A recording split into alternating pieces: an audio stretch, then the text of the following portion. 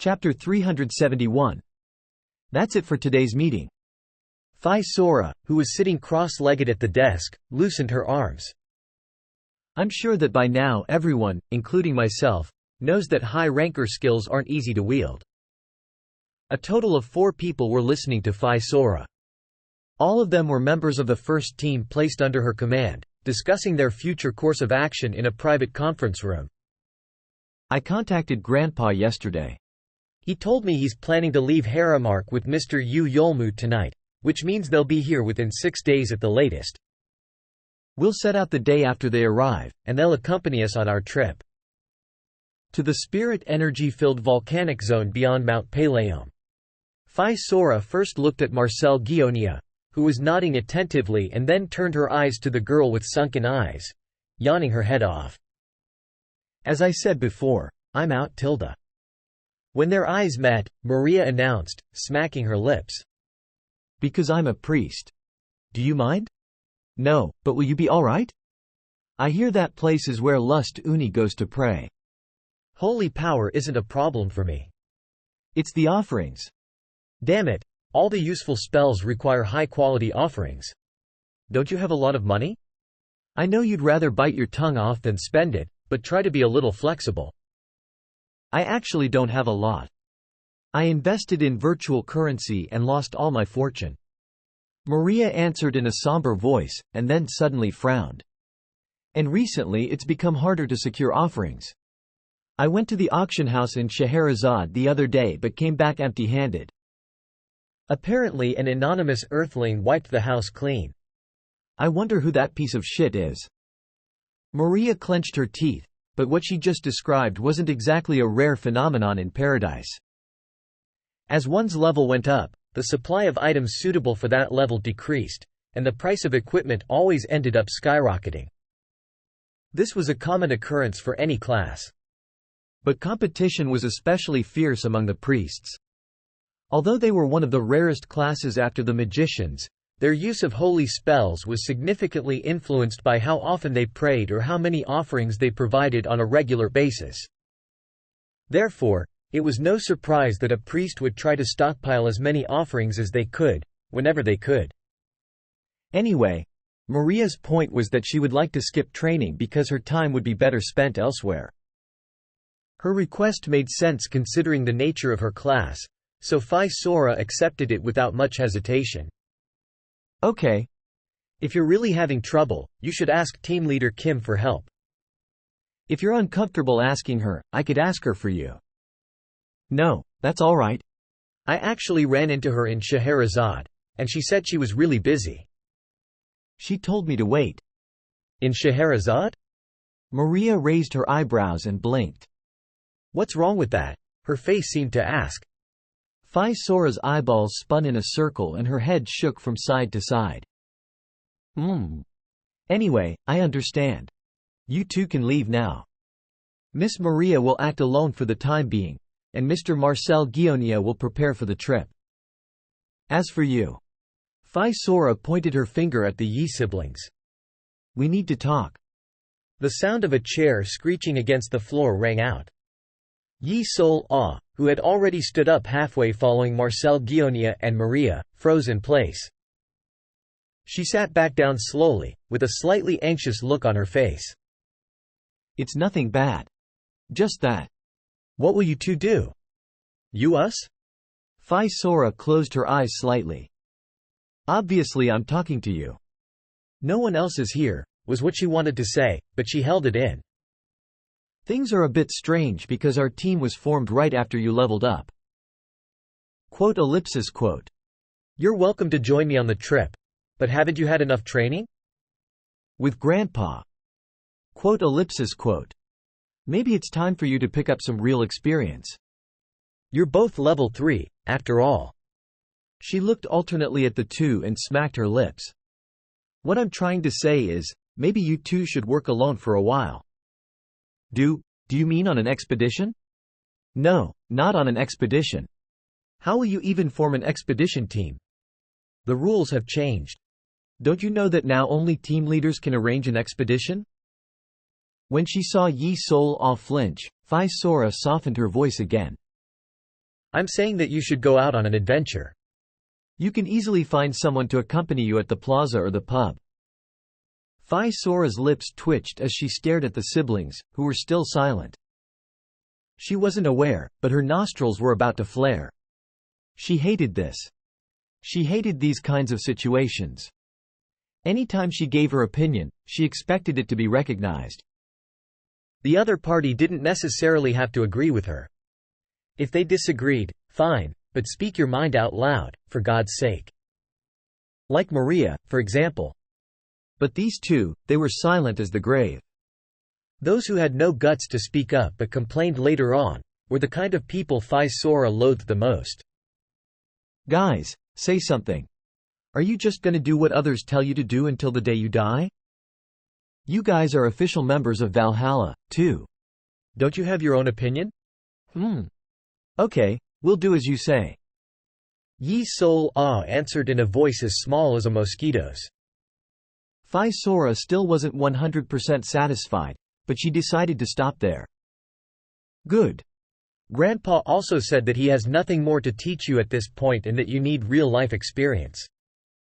She let out a deep sigh. Sol Ah. Unlike your brother, you have some experience. Tell me if you need anything, and report to me before you leave. At least through the communication crystal. Phi Sora came down from her desk and strode across the room towards the door. Asterisk. The siblings began preparations that very day. They weren't sure what to do because they'd never planned adventures together before. After spending hours in the plaza and the pub, they finally found a team willing to talk to them. They achieved this feat only by revealing that they were members of Valhalla. The problem was that the combination of guard and tracker wasn't as popular as they'd hoped. The team that the siblings came into contact with consisted of one level 4 warrior and 2 level 3 archers, all of whom had been working with each other for a long time. Their leader, Sergei Romanchev from Area 2 Russia, looked troubled after talking to the siblings. No experience at all? Just my brother. But he won't disappoint you. I promise. How can he be level 3 if he has no experience? Oh, right. You're from Valhalla. Yes, yes. It was all thanks to the neutral zone. Fuck, I'm jealous. Anyway, if you're in Valhalla, why are you out here looking for a team? The question was spot on. Yi Sol Ah didn't know what to say. When Sergei Romanchev saw her speechless, his face began to harden in response. The man was large and tough-looking, and Yi Sol Ah could almost feel herself dwindle under his stare. Look. I don't think we can work with Romanchev. Just as Sergei Romanchev was about to say something, a voice called him from behind. A skinny black man with dreads was gesturing for him to come over. Next to him was a white woman carrying a bow and looking at the siblings with disapproving eyes. Give me a second. The large man turned around, delaying his answer that was most definitely a no. He talked to his teammates for a while and then returned to the siblings with a bright face. Listen. We have a suggestion. Pardon? You said you belong to Valhalla, right? Can you bring one more member? Not kids like you, but an actual adult. A level 4 is fine, but a high ranker is better. I don't know if that'll work. I don't think it will. Yi Sol Ah's face turned sour. The expression, "not kids like you," made her realize what he was really after. Can you at least ask? Please? But if she refused, he probably wouldn't let her and her brother join his team. Backed into a corner, Yi Sol Ah nodded reluctantly. I guess I could ask. Great. Can you give us your answer today, or by tomorrow at the latest? We're pretty busy ourselves. I'll go ask now. Yi Sol Ah got up from her seat and turned around towards the door. Huh? Hey. Wait. Just as she was about to leave with Yi Sung-jin, she stopped and looked back. Sergei Romanchev was looking at her with a dumbfounded expression. Where are you going? Pardon? But you said to go ask. Sure, but what's with the hurry? What exactly are you going to tell them? We can't give you every detail, but don't you have questions to ask us before taking off? He meant to say that she should ask them at least the basic information about the trip, such as destination and travel distance. Have you ever really been on an expedition? The female archer asked in doubt. Ah, I forgot. Yi Sol-ah's face reddened with embarrassment. She felt as if she was standing naked in front of them. Should I have been more persistent? Back at Valhalla, Yi Sol-ah let out a deep sigh. They'd returned to the shelter, but were unsure about who to ask for help. Don't worry too much about it. Let's just try our best, and if they still don't accept us, we can offer to accompany them as porters. To be a porter at our level is a bit. Yi Sol-ah pouted.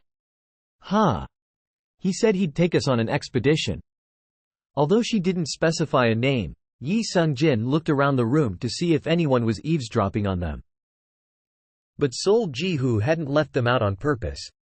The opportunity just never presented itself. Arden Valley War, Pagoda of Dreams Expedition, Eva Alliance Extermination, Spirit Realm Expedition, and Tiggle Fortress War. Ever since Yi Sol-ah joined, Valhalla had done things way above her level. And with each success, the members who participated became substantially stronger. The gap between her and the rest continued to widen, further isolating her from all opportunities. What should we do? The sound of a clap caught Yi Sung-jin's attention as he was looking left and right across the room.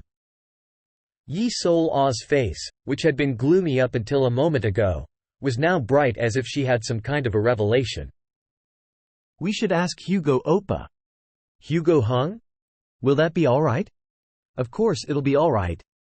Hugo Oppa is always so nice to me. And you're close to him, too. Yeah, but we're on different teams. Shouldn't we consult team leader first? She'd just scold us some more. I mean, she already has all of her plans laid out. Yi Sol-ah shook her head. There was a part of her that refused to owe Phi Sora anything. Also, she was still not sure why Phi Sora recruited them for her team, and that bothered her. Because of her experience in White Rose, Yi Sol-ah couldn't help but suspect that their team leader was somehow trying to take advantage of them. Let's go. I'm sure Hugo Oppa will listen to what we have to say. Yi Sol-ah grabbed Yi Sung-jin's wrist and led him up the stairs. Hugo was busy sitting on his halberd in the room assigned to Team 2. What the? Why are those two here? Yi Sol-ah flinched when Audrey Basilar and Oh Rahi looked at her. Oh. What's our cutie doing here? I see you've brought my brother-in-law, too. But thanks to Hugo's playful words, she found the courage to speak up. Oppa. Can we talk for a moment? Talk? Yes, I have a favor to ask. A favor? Okay, tell me. Hugo nodded without hesitation. Quickly, Yi Sol-ah glanced about the room. Audrey Basilar seemed to have lost interest in her, and Oh Rahi was wiping the blood on her longsword with an indifferent expression. Yi Sol-ah lowered her voice and explained what had happened. But the room was so quiet that her voice couldn't be missed. Hugo appeared slightly baffled. Bring one more member. These guys are a joke. They just want a free ride through the adventure. Can't you come? I don't know. If I wasn't so busy, I would just think of this as volunteer work and go. How long will this take? About 4 days. 4 days, 4 days. We're leaving next week, so that's a little tight.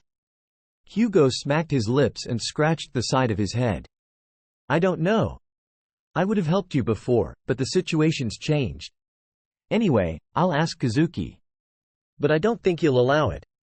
Allow? Yeah. 'Cause we already have an expedition scheduled for next week. Yi Sol-ah's eyes widened. Can Sung-jin and I come along? Huh? Aw. No. This is only for our team. Yi Sol-ah was puzzled by the unexpected response. I'm sorry, but try to understand. If I let you guys join in as I please, then, I don't worry about Kazuki, but Sol will get mad. This is something that our representatives strongly pushed for. I can't do anything to undermine Seoul's authority. I really will try my best. Kek. She heard a snicker.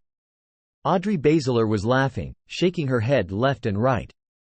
The same went for Oh Rahi. She glanced at the siblings and snorted. That's funny. Aren't you guys on Team 1? Why do you want to come with us on our expedition? Quote. Do you think we're going out there to level up? No, we're going to hone our teamwork skills. What's their team leader doing, letting them wander around like that? Hey! That's enough. Hugo intervened in an annoyed voice. Oh Rahi put her sword down and turned her head towards him. What's the matter? It's not like I lied. They're just kids. Don't berate them in front of everyone. Kids? They're earthlings here in paradise, just like us. You know, I've always wondered about them. They've been here since Carpe Diem. So why are they still like that? Audrey Basilar chimed in. Hugo threw a quick glance at the siblings and frowned. I said enough. Knock, knock. As he was about to raise his voice, he heard a knock on the door. It's Kim Hannah. May I come in? A pleasant voice rang out from behind the door, and Hugo had no choice but to close his mouth and swallow his words. The door opened with a click. I wanted to talk to you about Mr. Yu Yolmu. Kim Hannah, carrying a clipboard at her side, stopped in her tracks. Her eyes quickly scanned the room. Audrey Basilar and Oh Rahi were smirking. Hugo seemed annoyed with them. Yi Sol-ah looked downcast, and Yi Sung-jin stood calmly. Being the quick-witted vixen that she was, Kim Hannah easily figured out something was wrong. What's going on? Ah, nothing, replied Audrey Basilar as she clenched her hands and stretched, moving her arms up towards the sky. It's just that. Hey! Mr. Hugo, please be quiet. Just that. What? Hugo tried to stop her, but Kim Hannah was quicker. Her left eyebrow went up slightly as she listened to Audrey Basilar's explanation. Miss Yi Sol-ah? Mr. Yi Sung-jin? Yi yes? May I talk to you for a minute?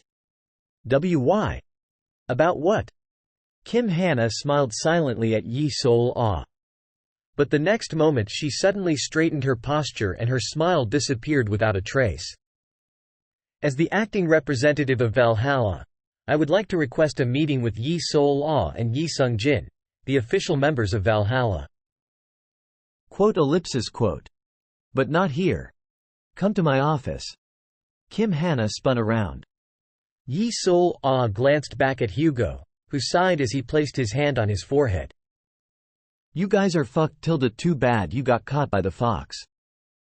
With a smirk, Audrey Basilar waved her hand at them. Eventually, Yi Sol-ah began to walk like a cow being forcibly taken to a slaughterhouse. Asterisk. You can't say, yes, to everything. Kim Hannah said, cleaning under her fingernails with a nail file. This was the first thing she said after Yi Sol-ah and Yi Sung-jin sat down in front of her. Because when you do, people look down on you. Look, these people were all fascinated at first when you mentioned Valhalla. But when you revealed your weakness to them they immediately tried to take advantage of you. How could they possibly think they could recruit a high ranker on a 4-day adventure? That's not it. Yi Sol-ah spoke carefully. They just couldn't trust us, that's why. Ah, really? Kim Hannah smirked. Then maybe you should have volunteered to accompany them as porters. I don't think they're recruiting porters. You don't think? An archer must always be 100% sure. Are they not recruiting? Or is that just a theory in your head? Yi Sol-ah shut her mouth. Well, in any case. If that doesn't work out, you'd be better off looking for a different team. Who? Kim Hannah blew at her fingers and put down the nail file. She then turned her eyes to the siblings. Or you could have lied if you really wanted to go on that particular adventure. Passing the buck to someone else because you have no balls to assert yourself. That's a bad habit. That's not what it was. I'm not done speaking. Yi Sol-ah tried to protest, but Kim Hana stopped her. Do you remember? The first day I came to Valhalla. I mean, carpe diem. I asked you two to see me alone. Lastly, Miss Yi Sol-ah, Mr. Yi Sung-jin. You two and I need to talk. Yi Sol-ah's face darkened as she recalled the past. That was before Carpe Diem became an official organization, and I warned you that you two won't be the key players in the new team. But you didn't even read the contract. You said you could do it. Yes. Yi Sol-ah answered barely above a whisper. That contract included a section on low-level growth. Well, I had high hopes for you then. Because I knew that the now disbanded White Rose picked you as their next ace member. More precisely, I believed in our representative's insightful eyes. How could I have known you wouldn't be able to fetch yourself an adventure even at level 3? Every word out of her mouth pierced Yi Sol-ah like a sharp knife. You were very good at promoting in the neutral zone. If I knew this would happen, I would have asked the representative to make a PR team. Kim Hana sneered. They both knew she was being sarcastic. Since you don't seem to want to talk, I'll be straightforward. Hasn't it been a while since you two transferred from White Rose? What have you done in the meantime? Besides training, of course. That's… Yi Sol-ah was about to shout something, but she stopped herself. Kim Hana's eyes were glaring strangely. They seemed ready to condemn whatever Yi Sol-ah said. That's… I'm curious about what comes next. The representative brought us here and then he forgot about us. I hope it's nothing like that. Yi Sol-ah's throat moved as she swallowed hard. I think there's a misunderstanding. Our representative has a different way of thinking than ordinary earthlings. Kim Hana clenched her hands and leaned forward slightly. He went to Haramark, practically being chased out of Scheherazade, and came this far from ground up. He started as a porter in an expedition to the Forest of Denial. And because he grew up like this, he thinks other earthlings go through similar things. Quote. Never mind the representative. I personally don't understand you two. Think of Valhalla as a company. Of course, you have to do what your boss tells you to do, but the fact that you were hired as full-time employees means that the company has recognized your abilities. You're expected to handle your problems on your own. Kim Hana continued. Take Miss Un Yuri, for example. She joined Valhalla much later than the two of you, but she hit it big at level 1. No wonder she was selected as a member of the main team. Yi Sol-ah's head lowered when she heard Un Yuri's name. She'd never thought of it that way before, and now she felt embarrassed, even inferior.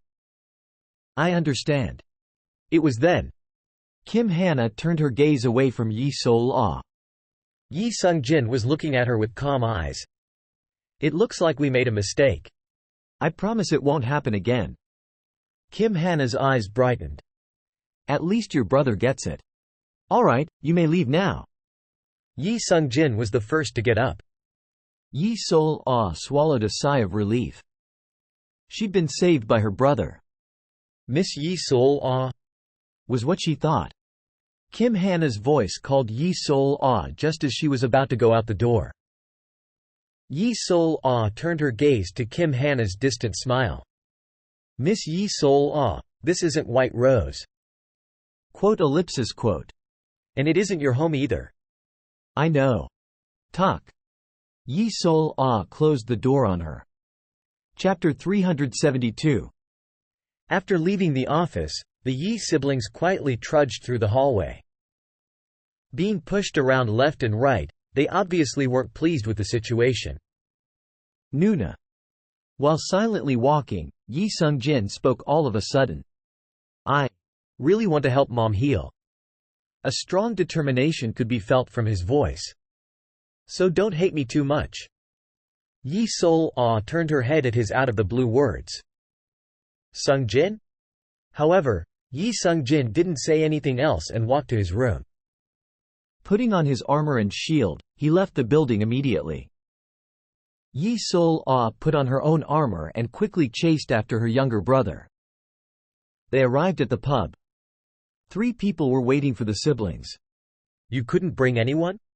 No, everyone was busy. Sergei Romanchev furrowed his brows. He seemed nervous, like something happened in the meanwhile. Shit, I was betting on you guys. We'll work hard.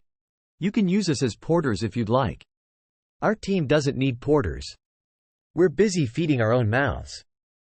You don't have to give us a share either. Just let us follow you around. Huh? Aren't you guys from Valhalla? I don't want any problems later. The burly man looked back at his companions with a dumbfounded expression. Why don't we just bring them along? The scrawny man fiddling with a dagger gave his opinion. We discussed it before, didn't we? That we should go by ourselves if we can't recruit a high ranker. They're level 3s, so they should at least carry their own weight. Plus. Trailing off, the scrawny man carefully scanned his surroundings. Sergei Romanchev spat on the floor. Damn it, I shouldn't have brought it up before. That was your fault for being careless. It's not these kids' fault. I know. Anyway, it's not like they're asking for a share of the loot. It looks like other teams have caught on and are on the move. Shouldn't we get going as quickly as possible? Sergei Romanchev repeatedly squeezed and opened his hand at his companion's urging. He stared at the brother and sister pair, who clearly looked like newbies, and then slicked his hair back. Fine. You said it. That you don't need a share of the loot. You better not go back on your words. Of course. We don't care that you're from Valhalla. If we decide you're a hindrance to our expedition, we're going to leave you behind on the spot. If you still want to go, come to the eastern gate by 6. I already have all my stuff. You just have to give me your stuff. Huh. You sound like a high ranker. Here. The burly man snorted and looked back at Yi Sol-ah. You coming too? You should leave now if you're not coming. Why yes. I'll come. Yi Sol-ah agreed without realizing it and looked back at her younger brother. Yi Sung-jin was slinging a backpack over his shoulder with an expressionless face. Soon, Sergei Romanchev got up grumbling. The pub owner, who was wiping down a cup with a cloth, stole a glance at the 5 people leaving the pub. Asterisk. It wasn't until 5 days later that the pub owner saw the 5 people again. 4 people followed after a burly man covered in a cloud of dust. Owner, bring us some drinks and meat. Hey, isn't Sung-jin a minor? Who cares? This is paradise. Plus, it's totally fine for high schoolers to drink alcohol. Heck, I did it when I was in middle school. Seeing how they were laughing and giggling to themselves, their expedition seemed to have been a success. As the owner brought them food and alcohol, he noticed that the atmosphere was mostly good. Of course, when something was mostly good, that naturally meant that some part was bad. While the warrior and the assassin were smiling at the teenage boy, the female archer had her mouth shut and the teenage girl seemed anxious. Now, let's all drink. Sung-jin. You have a cup too. No, I'm fine. Come on. You don't want a drink I'm offering? This hung will give you this as well, so cheer up. Sergei Romanchev cut the juiciest bit of the meat and put it on Yi Sung-jin's plate. He had a completely different attitude than 5 days ago. Tonight's tab is on me. You can order to your heart's content. He even sat down next to Yi Sung-jin and put his arm around his shoulder. Do forgive this hung for ignoring you at first. I was overly sensitive at the time in fear of someone snatching our chance. Who would have thought someone with no experience would perform so well? You sure got that right. You would have died if it wasn't for Sung-jin. The scrawny black man said with a chuckle, and the burly man shivered. Don't make me remember. I still get chills. You ever experience time slowing down to a crawl? That's usually what happens when you get poisoned. Anyway, I barely managed to kill the monster in front of me, but then I felt a chill run down my back. So I turned around, and lo and behold, I saw another one holding its vicious claws right in front of my eyes. I thought, this is it for me. Then boom! Sergei Romanchev shot up from his seat. He picked up Yi Sung-jin's shield and then ran forward while shouting, "Watch out!" He suddenly cut in between us and pushed me back. Kya! I fell in love with him on the spot. He smacked Yi Sung-jin's back a few times while guffawing. The pub owner smiled as he watched the teenage boy chewing on a chunk of meat with furrowed brows. From the sound of it, this youth seemed to have saved the burly man's life. It was then. Ring. Welko. The pub owner paused as the sound of someone entering was heard. All right, eat, eat. This is part of the expedition. What's the fun in saying goodbye as soon as the job's over? Merrily celebrating is vital for building a good relationship. On the other hand, Sergei Romanchev sat back down and gulped down the drink in his hand. He wiped his lips and looked at the teenage boy intently. Sung-jin. Then, he began to speak suggestively. Do you want to maybe tag along with us for a while? Pardon? I know that you're a member of Valhalla. But you said yourself, didn't you? That you need experience. Ah. Yes. As you know, I'm a barbarian warrior. The burly man thumped his chest. I couldn't show my real abilities because I had to protect these guys. I really felt this time that I'd be able to relax and go wild with the guard and the team. So in other words, you and I have great synergy. I'd be happy to, but, can I? Of course. If it's you, we welcome you with open arms. Sergei Romanchev spread his arms out, then looked back at his companions. You guys don't have any complaints, right? Of course, not. This is the guard that was trained by Paradise's legendary trainer. He'd surely protect us well. The scrawny man endorsed the idea right away. Then, he glanced at the female archer. What do you think? It's not a bad idea. The female archer tilted her chin back while breathing through her nose. But, there's a catch. Catch? Yep. I'm fine with him. I agree that having a guard is nice. But next time, make him come alone. The female archer pointed at Yi Sol-ah. Don't bring her along. The atmosphere instantly turned heavy. Yi Sol-ah shut her eyes. She foresaw this coming for a while now. Unlike her brother, she received a poor evaluation in this exploration. Sergei Romanchev looked back and forth between the two siblings before speaking with a troubled voice. But they're siblings. Can't you compromise? What does that have to do with anything? She has an organization behind her. Anyway, I'm not going anywhere with her. The female archer said firmly and spat out her grievances. She can't even hold a lot of stuff as a porter, and she cuts in willy-nilly in the middle of fights. I mean, I wouldn't be saying this if she did it right. There's an unmarked one running in, so why shoot the one that the warrior is holding back? And you even flipped shit, thinking I was the one who fired that arrow. I said I was sorry. I didn't know that. Sergei Romanchev apologized again. However, the female archer was only just getting started. Never mind her combat ability, she doesn't even know how to fight. So then, does she know how to feel presences or read tracks? No. Is she really a tracker? And she just keeps asking question after question like this is kindergarten or something.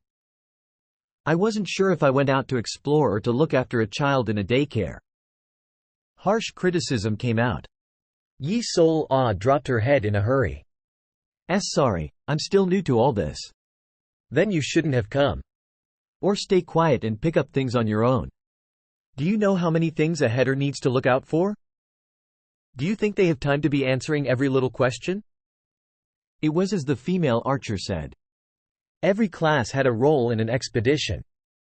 A warrior's job was simple, serving as a meat shield in most situations, but an archer's job was much more complex. This was especially so for a header. Yi Sol-ah did not do a single thing right. Although she went on a few expeditions before as a member of White Rose, back then, her teammates had purposely looked out for her. But this time, she was met with a cold reality after setting out by herself for the first time. In the end, she was only a promising earthling. While her physical level increased, her attainment as an archer was no different than when she was a level 2. I'll be more careful from now on. No, you don't need to come next time. It's either you or both of you. Yi Sol-ah's head dropped even further as the female archer spoke resolutely. She didn't cry. She was used to being yelled at. It was just that she felt bitter, receiving such a different evaluation than her younger brother. So? What's your answer? The female archer spoke with a frown as if she hadn't vented enough. Yi Sol-ah's silence seemed to be making her angrier. You kept blabbering Valhalla this, Valhalla that. They must not be anything special if they're holding on to someone like Y. The female archer suddenly paused, her eyes widening. It was because she felt an arm gently wrapping around her neck from behind. Sounds like a fun topic. The face of a red-haired beauty cut in next to the female archer's face. You mind if I join?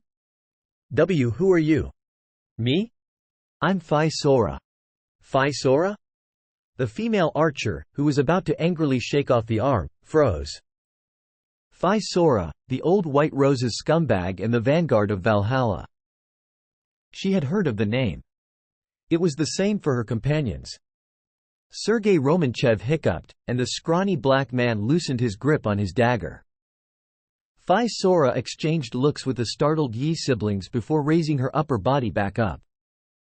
I overheard you talking about Valhalla, you see. And no, that's not what I meant. The female archer stammered. My apologies.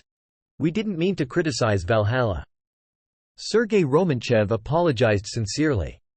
Oh, I must have misheard then. Phi Sora didn't seem to mind all that much as she glossed over the issue. Anyway, looks like you're interested in one of our members. Ah. Yes, he's been a huge help. So if it's all right. Sure. You guys look like a decent team. I'd be grateful if you'd take him along. Haha. We should be the one to be grateful. Sergei Romanchev spoke joyfully on the outside but was sighing a breath of relief on the inside. Judging by the way Phi Sora talked, she must have been listening in on their conversation from the beginning. Now. Phi Sora's gaze turned to Yi Sol-ah. You get up. Pardon? Get up, I said. I'm going to take her back, so please take good care of Sung-jin. You better do well too, Sung-jin. The female archer raised her gaze slightly. She looked at Yi Sol-ah with a furtive sneer. Of course, of course. Sergei Romanchev replied right away. He had no reason to refuse when Phi Sora was arranging the situation to his advantage. Follow me. Phi Sora turned around. Yi Sol-ah hesitated before reluctantly getting up. She knew that staying and clinging on would only make her look ugly. Asterisk. Don't I get even a thank you? Phi Sora said on the way back to Valhalla. I got you out of that sticky situation. I know you don't like me, but I thought you'd at least say thanks. Yi Sol-ah stared at Phi Sora's back with an enervated gaze. How? How did I know? Yi Sung-jin called me. He said the expedition ended, and that he'd come back after stopping by the pub. Ah! It's hilarious, really. I specifically told you two to report to me before leaving, but you do it after it all ends? You guys must think I'm a joke. Anyway, I got tired of gritting my teeth and waiting for you two to come back, so I went to the pub. Then I watched you guys for a bit because things seemed a little unusual. That was to say, she was watching from the very beginning. What would she have felt seeing me getting yelled at? She must have laughed for sure. A dumbstruck laugh escaped Yi Sol-ah's mouth. How did it feel? Quote. Going on an expedition, I mean. It's pretty obvious that you screwed up big, thinking it would be like the expeditions you went on when you were in White Rose. Yi Sol-ah didn't reply. Half of her had already given up on herself. You chose the wrong team, to begin with. It's obvious that they're a tightly knit, family-like team. They might not be the most skilled, but they're usually not fond of newcomers. To join a team like that, you either have to do one of two things. Be able to perform a role that they cannot in their team, or show exceptional ability that goes beyond having overlapping roles. They arrived at Valhalla while talking. Phi Sora climbed up the stairs, entered the Team 1 office, and then sat down. What are you doing? Come in. Yi Sol Ah walked in quietly and sat down. What do you think this is? Phi Sora slipped a paper in front of Yi Sol Ah. After reading it, Yi Sol Ah bit her lip. It was from the intelligence team, and it detailed what the siblings did after going to Team 2. The last line of the report politely asked that this does not happen again. To be honest, I've got a lot of things I want to say. Yi Sol Ah expected to be chewed out, but Phi Sora sounded nonchalant. Didn't I tell you to let me know if you need anything? At the very least, talk to your own team leader. Why go to that bitch O'Rahi's team? Representative put me in this position to hold the other teams in check, yet you make me get a warning like this? Did you want to frustrate me to death? Phi Sora said as she put her interlocked fingers behind her head. But what use is there in me talking, right? I know what you think about me, so it's not like I don't understand. Yi Sol Ah looked at Phi Sora in a renewed way as she listened quietly. Phi Sora seemed different than when she was in White Rose. You must be curious why I put you and your brother in Team 1. Yes. I'll say this now. Let's forget about the past and start over. I'm trying to look after you two to make up for what happened in the past. But I won't do you two a favor ever again. Because I never did the two of you any wrong. Quote. I brought you guys into my team despite all of that because of 3 reasons. Phi Sora raised 3 fingers. The first was because I was sorry. Not to you, but to Representative Sol. Well, he was the one who asked me to be in charge of Team 1, but since I took the Archer of Steel and Valhalla's only priest, I judged that I should take you two to make it fair to the other teams. Phi Sora folded her ring finger. The second was because taking you two was at least better than raising complete newbies from scratch. And the third was because Team 1 say in Valhalla will get stronger if you two can carry your own weights in the organization. Say? Don't misunderstand. I'm not doing this for myself. As I said before, Representative Sol asked me to take on this role. I'm talking from the team's perspective. You might be too young to understand, but the reason Representative Sol made me the leader of Team 1 was to create a force that would support and back up the main team. Phi Sora lowered her hand and then crossed her arms. Well, I won't make it any more complicated than it already is. All you need to know now is that you need to grow. You're no good as things are right now. Strictly speaking, right now, Team 1 has less say in the organization than the intelligence team and has a weaker lineup than Team 2. Though, there's going to be another team forming session tomorrow. Yi Sol Ah tilted her head. She looked like she didn't understand anything that Phi Sora just said. But she could tell that Phi Sora wasn't trying to help her out of goodwill. So I want you two to at least hit level 4 on your own. Thankfully, it looks like Sung Jin's found his path. The problem is you. Phi Sora said bluntly. I'll be straight with you. You understand your current position, right? That you're just leeching off of your past connection with the representative.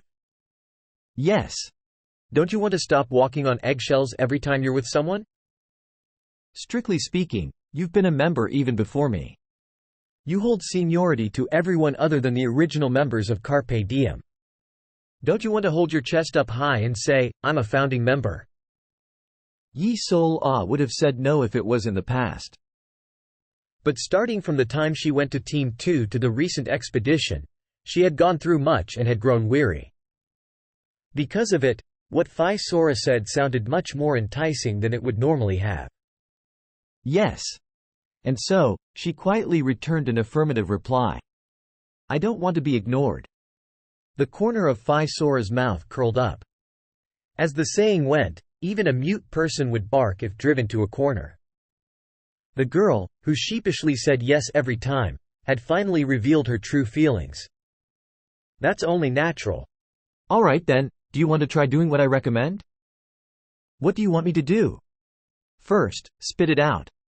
Huh. When little chick first hatched, you were the only one who could understand his chirping. What did Lust Uni say when she pulled you outside to talk? Ah. That. Yi Sol Ah explained hesitantly. Once Yi Sol Ah finished, Phi Sora nodded her head. It was as if she was saying that she expected as much. Okay, then go to the Federation. Phi Sora said flatly. You have the jack of all trades aptitude and potential spirit affinity as well. An archer contracted to a spirit sounds nice. You haven't given it any thought? Yi Sol Ah was surprised. It wasn't that she never thought about it. It was just that she gave up because there wasn't any way around it. But the Federation. It might have been a hopeless proposition in the past, but now it's different. Phi Sora put her hand on the communication crystal on her desk. Mr. Gio? It's me. Yes, come to the office. Soon, Marcel Guionia opened the door and walked in. I'm sorry to call you before you leave, but I need you to help me with something. Go ahead. Can you take Sol Ah and go to the Federation? The Federation. To Tiggle Fortress, I mean. Sol Ah says she has a spirit affinity. Maybe you've guessed as much already, Gio. Marcel Guionia nodded. It's Guionia. Anyway, I did think it was strange that she could understand little chick's chirping. Great, looks like we're on the same page. I'll contact the Eva Royal Palace and tell them to let the Federation know, so help her contract a spirit. I can go too, but I think it would be better if you go. That makes sense. Can I set out today? Sure. Got it. Marcel Guionia turned back. Then, he spoke to Yi Sol Ah, who was dazedly sitting on her seat. Get ready and come out. Asterisk. That night, Yi Sol Ah left Eva with Marcel Guionia. To Tiggle Fortress. Chapter 373. Unsurprisingly, Phi Sora received a positive reply from the Eva Royal Palace. The Federation would even come out to the border region to greet them. While forming a contract with a spirit would be entirely up to Yi Sol Ah, the Federation said they would provide as much help as they could during the process. And so with the Federation guiding them, Yi Sol Ah and Marcel Guionia arrived at their destination. Wow! Yi Sol Ah couldn't close her mouth. The magnificence of Tiggle Fortress was one thing, but the giant ash tree in the center of the fortress, holding up the sky like a pillar, was indescribably majestic. Most people who see the World Tree for the first time have the same reaction. A clear voice rang out. Yi Sol Ah saw a sharp-eared beauty walking toward her with light steps. The Sky Fairy looked at Marcel Guionia and smiled. Nice to meet you. My name is Taihi Ingraria, the commander of the Sky Fairies. I'm Marcel Guionia. Yes, I've heard. And this must be. When Yi Sol Ah met the Sky Fairy's eyes, she hurriedly lowered her head and greeted her. Taihi scanned her from top to bottom, then flashed her eyes. It really is true. A human with spirit affinity. I didn't think it was possible. She could understand little chick, I mean, the Arcus spirit. That's understandable. Let's see. It's not fire or earth. Water and wind are a bit weak, but I can definitely smell the scent of air. Does that mean she can contract an air spirit? I'm not sure. Taihi shrugged. By any chance, is one of your ancestors a fairy? I don't think so. We're from a different world. Then I really can't be certain whether a spirit will take a liking to her. But don't worry too much. Taihi looked back at the World Tree with a smile. World Tree Nim? Can you send these two to the spirit realm? As if in reply to Taihi's request, a branch came down from the sky. It poked Marcel Guionia and Yi Sol Ah before curling and forming a question mark. No, he's not here today. I've heard he's busy. The branch drooped down. Taihi laughed elegantly, then continued. But he asked us to do him this favor. Can you take these two to Lord Aya? SSSs. The branches of the world tree shook. Next, two branches came down and wrapped around Marcel Gionia and Yi Sol A's body. Great. Looks like World Tree Nim will send you to the spirit realm right away. Are you ready? Yes. Have a safe trip. Normally, you would have to wander around the spirit realm for a few days and look for a spirit to form a contract with, but there's a chance Lord Aya might help you with it. Thank you. Yi Sol A examined her body in a fluster, but Marcel Gionia was calm from having experienced the sensation once before. Soon, the two disappeared with a flash of light. Asterisk. When Yi Sol A opened her eyes, an entirely new world was spread out before her. You're here. A silvery voice rang out from the blue sky in which neither a sun nor a moon could be seen. A beautiful goddess with sky-colored, short hair was lying down in mid-air. It was the spirit king of air, Aya. She seemed to be made of air, just like her name suggested, and was lacking in facial features. She gave off a coy charm the way she had her eyes closed and her chin resting on the back of her hand while lying belly side down. World Tree Nim let me know. That child wants to form a contract with a spirit? Yes. The general of the sky fairies said that the scent of air is strongest. Aya opened one eye. Yi Sol A tensed up when her cold gaze fell on her. Indeed. I can feel a lot of energy for someone who's from Earth. Then. But it's not as exceptional as I expected. Aya spoke. It's uncommon for humans to form contracts with spirits in the first place. Though it might be possible to communicate, that is usually as far as it goes. You mean it's not possible for her to form a contract? Aya shook her head at Marcel Guillain's question. You must be misunderstanding something. Spirit affinity is only the minimum requirement to form a contract with a spirit. It is entirely up to the spirits to decide whether they want to form a contract with an eligible human. Marcel Guionia thought in depth before asking. I understand what you mean. Can we meet the air spirits then? There should be no problem since World Tree Nim invited you. The question is whether any of them will be attracted to that child. Yi Sol A's heart sank. She thought she had finally found her way. Although she had no plans to back off now, she couldn't help but feel uneasy with the Spirit King talking negatively. To be completely honest with you, the chance is close to zero. Even if I lower my standards to the bare minimum, I don't find her all that attractive. But, Aya said calmly before fully opening both eyes. Because the one who revived World Tree Nim personally came and our Savior personally asked us for this favor, it doesn't feel right to just let her return empty-handed. Aya snapped her fingers. Aura? An unusual ripple formed in the air as if to respond to the Queen's call. A deep sky-colored spirit materialized in the air. A beautiful goddess resembling Aya appeared. Did you call me, my queen? Yes. Aura, please form a contract with this human. Excuse me? Aura's eyes widened when Aya pointed at Yi Sol A. She muttered in a fluster. But Lord Aya, that human is. This is his request. Opening square bracket question mark closing square bracket. The man who received World Tree Nim's blessing.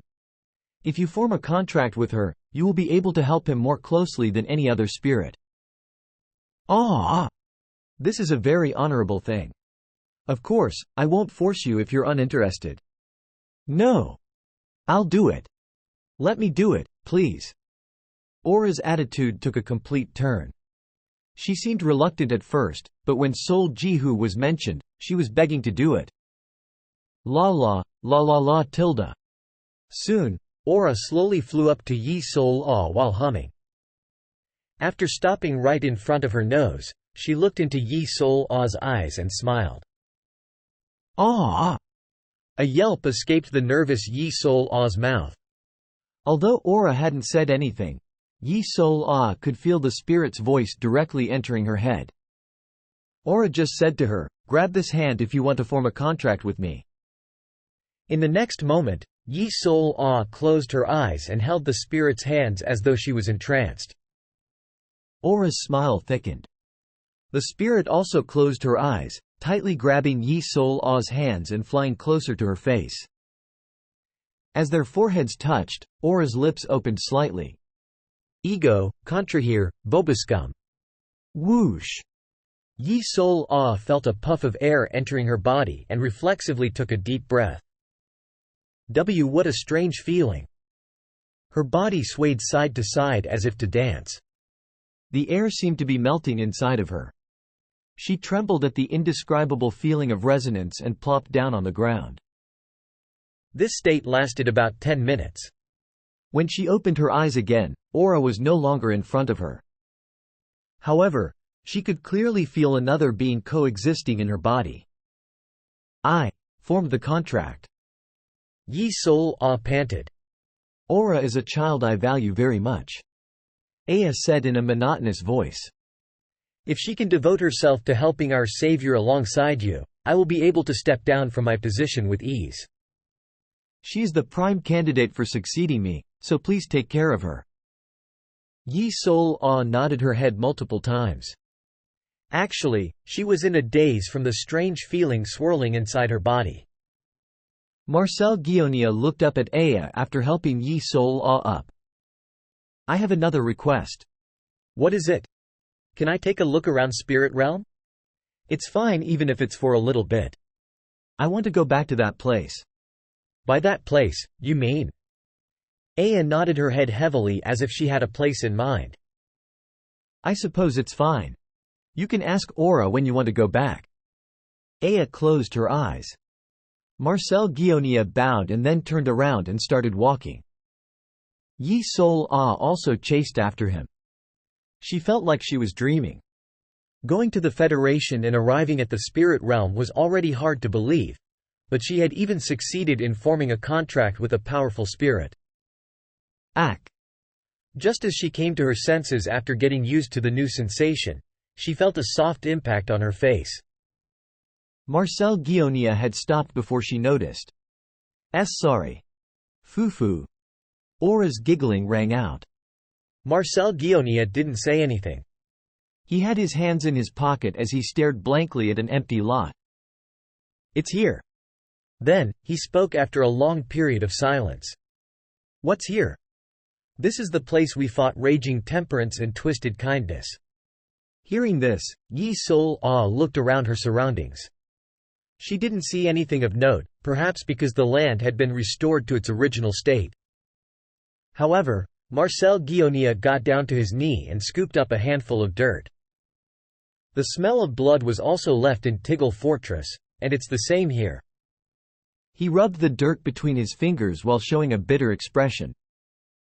It would be wrong to call what happened a fierce battle. What it really was a one-sided assault. We were barely holding on, and if not for the lucky coincidence, we would not have come out victorious. Yi Sol Ah became lost for words.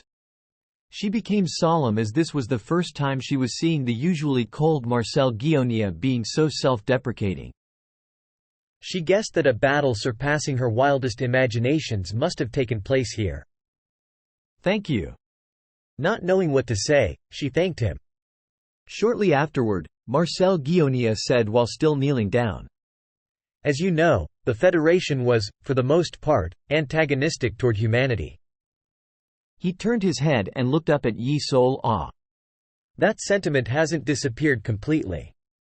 Normally, humans would not even dream of having the World Tree take them to the Spirit Realm. Marcel Guionia continued. Despite that, we were able to enter the Spirit Realm without any difficulties, and you were even able to form a contract with a spirit.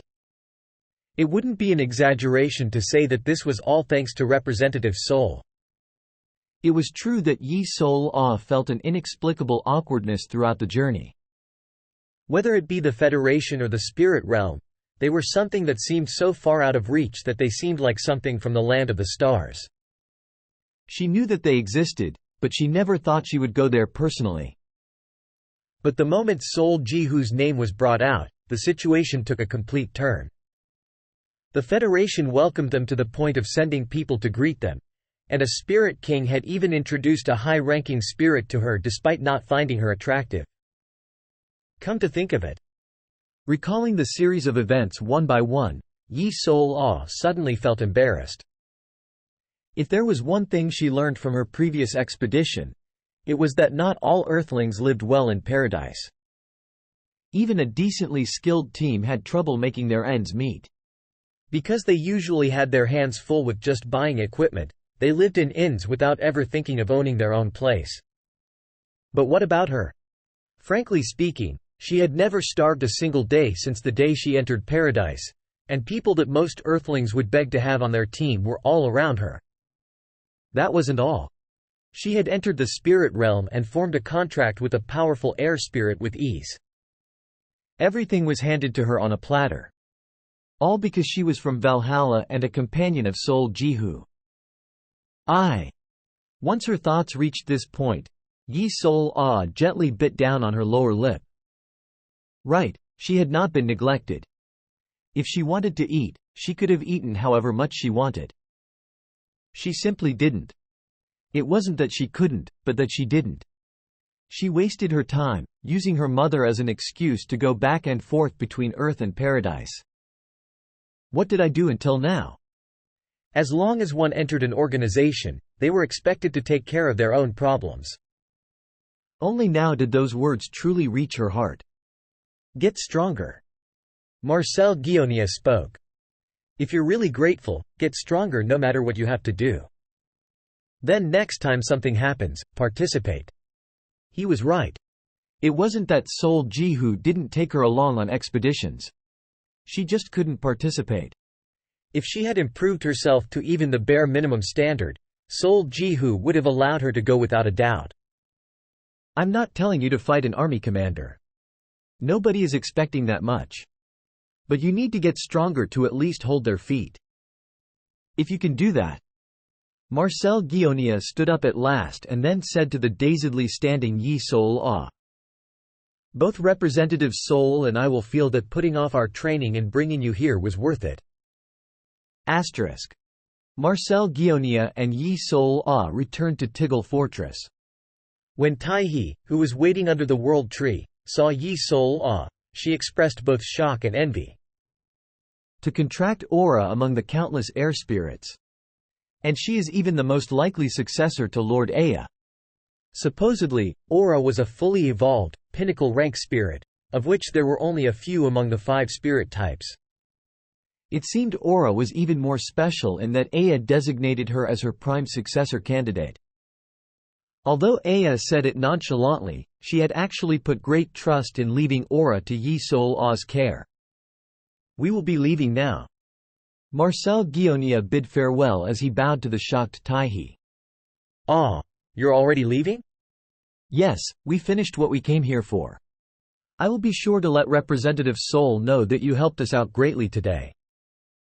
Ah, yes. I'm a sky fairy. Just make sure you don't say I'm a cave fairy by mistake. After saying goodbye, Marcel Guionia turned around and began to walk down the fortress. Yi Sol-ah silently followed after him. During the walk down, neither side said a single word.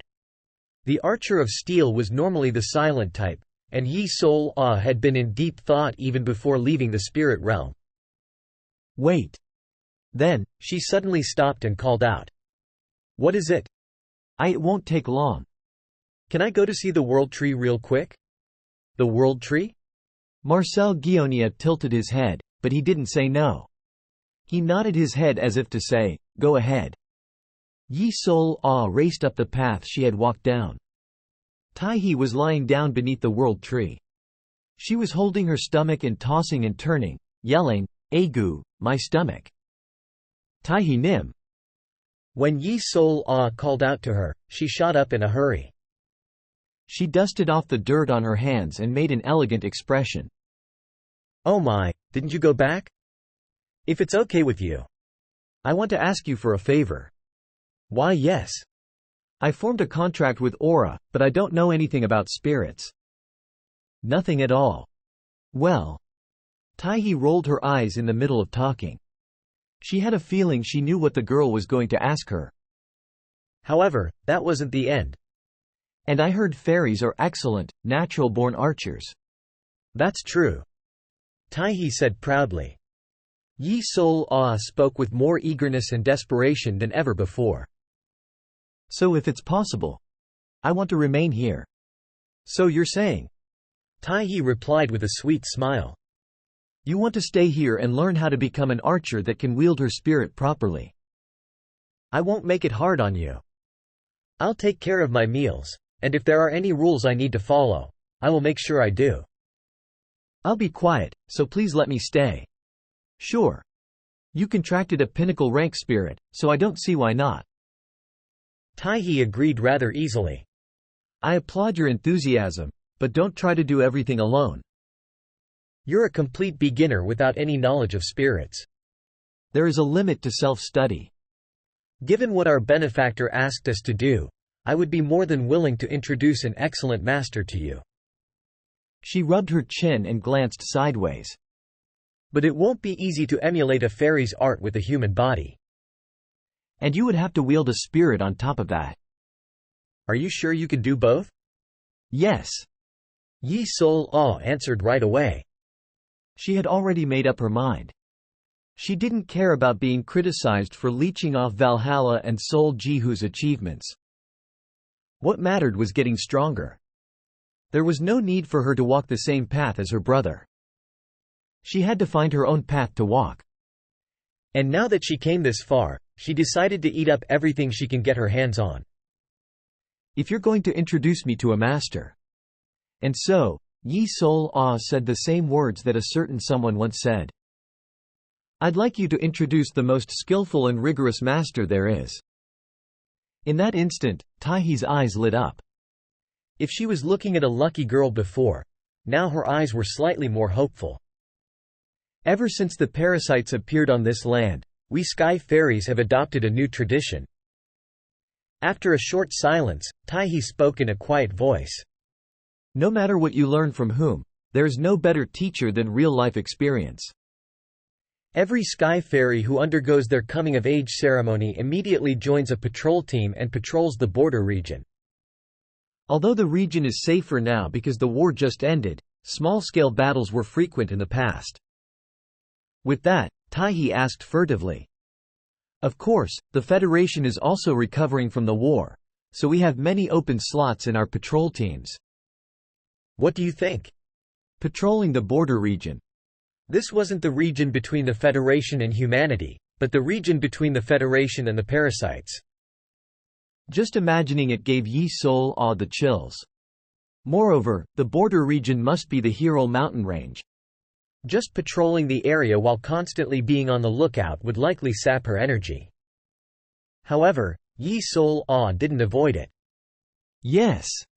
Her comrades had fought the army commanders and even the parasite queen herself. How could she be afraid of mere corpses and parasites? Please let me. I guess I have no choice.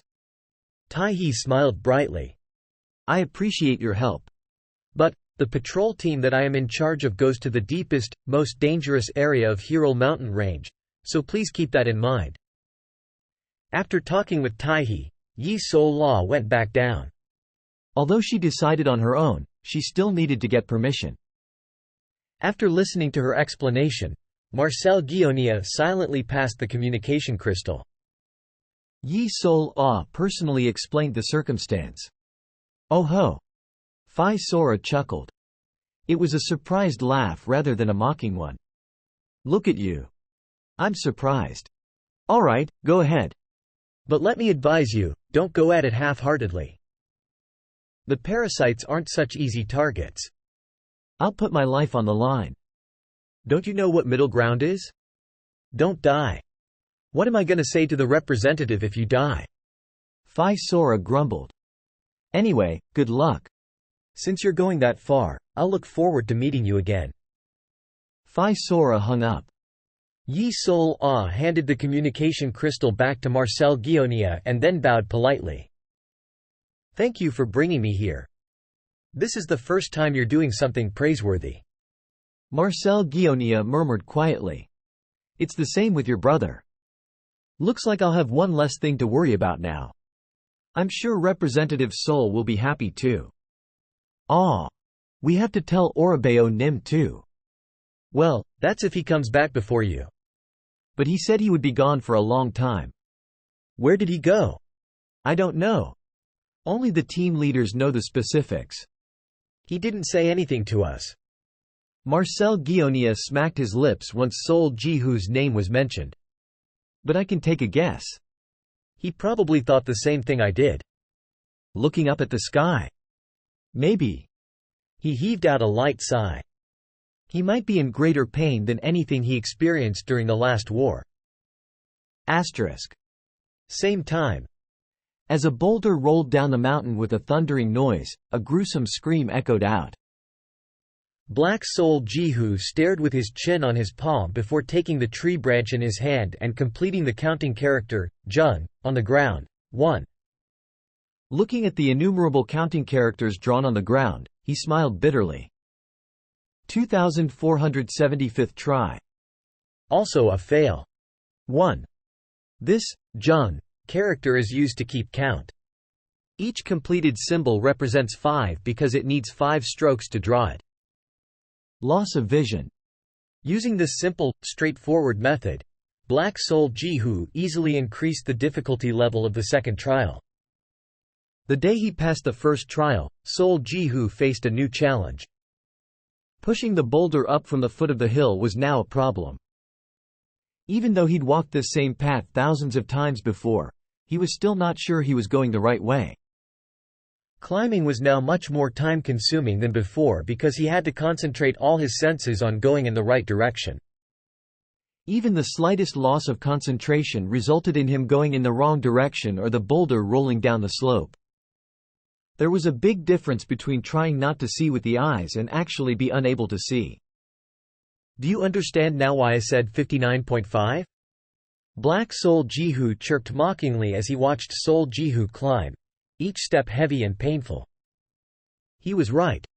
Climbing would have been easier had Sol Jihu been strong enough to push the boulder up without having to put all his strength into it. Then, he could have regained his balance before the boulder would begin to roll in the wrong direction. But Sol Jihu's current strength was just barely enough to pass through the trial. One small mistake immediately led to failure. Buddy, your brain looks hella cute.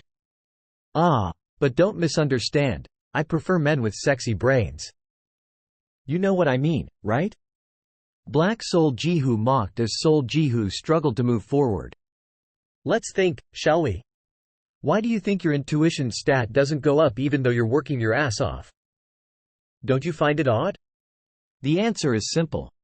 With the method you've been using so far, you can't go any higher than intermediate, high. Look. There's a limit to improving your skills through simple repetitive training.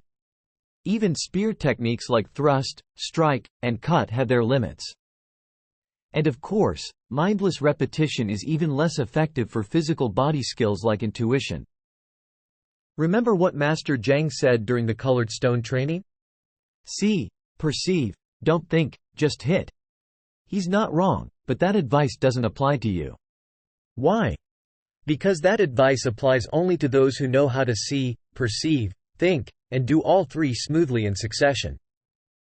In Black Sol Jihu's opinion, Sol Jihu knew how to see but did not know how to perceive or think. Stop assuming that if you keep trying, it will somehow work. Don't you have a brain? You've walked this path more than 1,000 times already. Picture the path in your head. Follow that path. Is that so hard? It's easier said than done? You little shithead. Don't you feel sorry for yourself? Your brain is desperately trying to help you, yet you can't even trust your own intuition? I guess yesterday you fell asleep so deep that you didn't hear the sound of your brain crying. Only after Black Sol Jihu's parade of insults did Sol Jihu realize what intuition really was. Intuition didn't just refer to a feeling. It involved thinking. Black Sol Jihu was trying to warn him not to rely solely on gut feeling. He had to utilize not only his sensory skills but also his perceptual abilities. Picture the path in my head. Sol Jihu wasn't sloppy. He tried to picture even the smallest details about the path, such as weeds growing on the side of the road and the bumps on the slope. He thought and thought until his brain could no longer form new pictures, then pushed the boulder forward. Am I going the right way? Is this the right direction? Whenever a sense of insecurity began to take hold of him, Sol Ji-hoo fended it off diligently. He continued to climb, trusting his intuition. Only then did the despair fogging his mind disappear. Miscellaneous ability, intuition, intermediate, high, ranks up to intuition, high. He was finally getting used to being blind. Yup. That's what it means to perceive and to think. Black Sol Ji-hoo nodded his head. Asterisk. Day 422. Sol Ji-hoo was now able to reach the first peak without much difficulty. It was then that a new challenge emerged, mocking him and reminding him that this was only the beginning. The first condition for passing the second trial was to place the boulder intact on the next peak. From here on out, most of the restrictions were lifted and he was able to use mana again. But just 15 steps into the second path, he realized that was meaningless. Rumble. He heard the rumble of the approaching boulders. Thud. Coke. Sol Ji-hoo's eyes shot open when a boulder rammed itself into the boulder he was holding. Even though he was protecting his boulder with mana, even though he'd activated his entire mana circuit. When the boulder hit, Sol Ji-hoo felt a tremendous amount of shock travel up from his palms to his arms, and then to his entire body. The collision didn't end there. Kung, kung, kung, kung. The burden on his arms increased as the boulders piled up on top of each other, one after another. With each collision, he was forced to take a step back. He had walked ahead 15 steps, and only after he took 14 steps backward did the rumbling stop. Q. Sol Ji-hoo struggled to support a total of 15 boulders. His face couldn't be redder.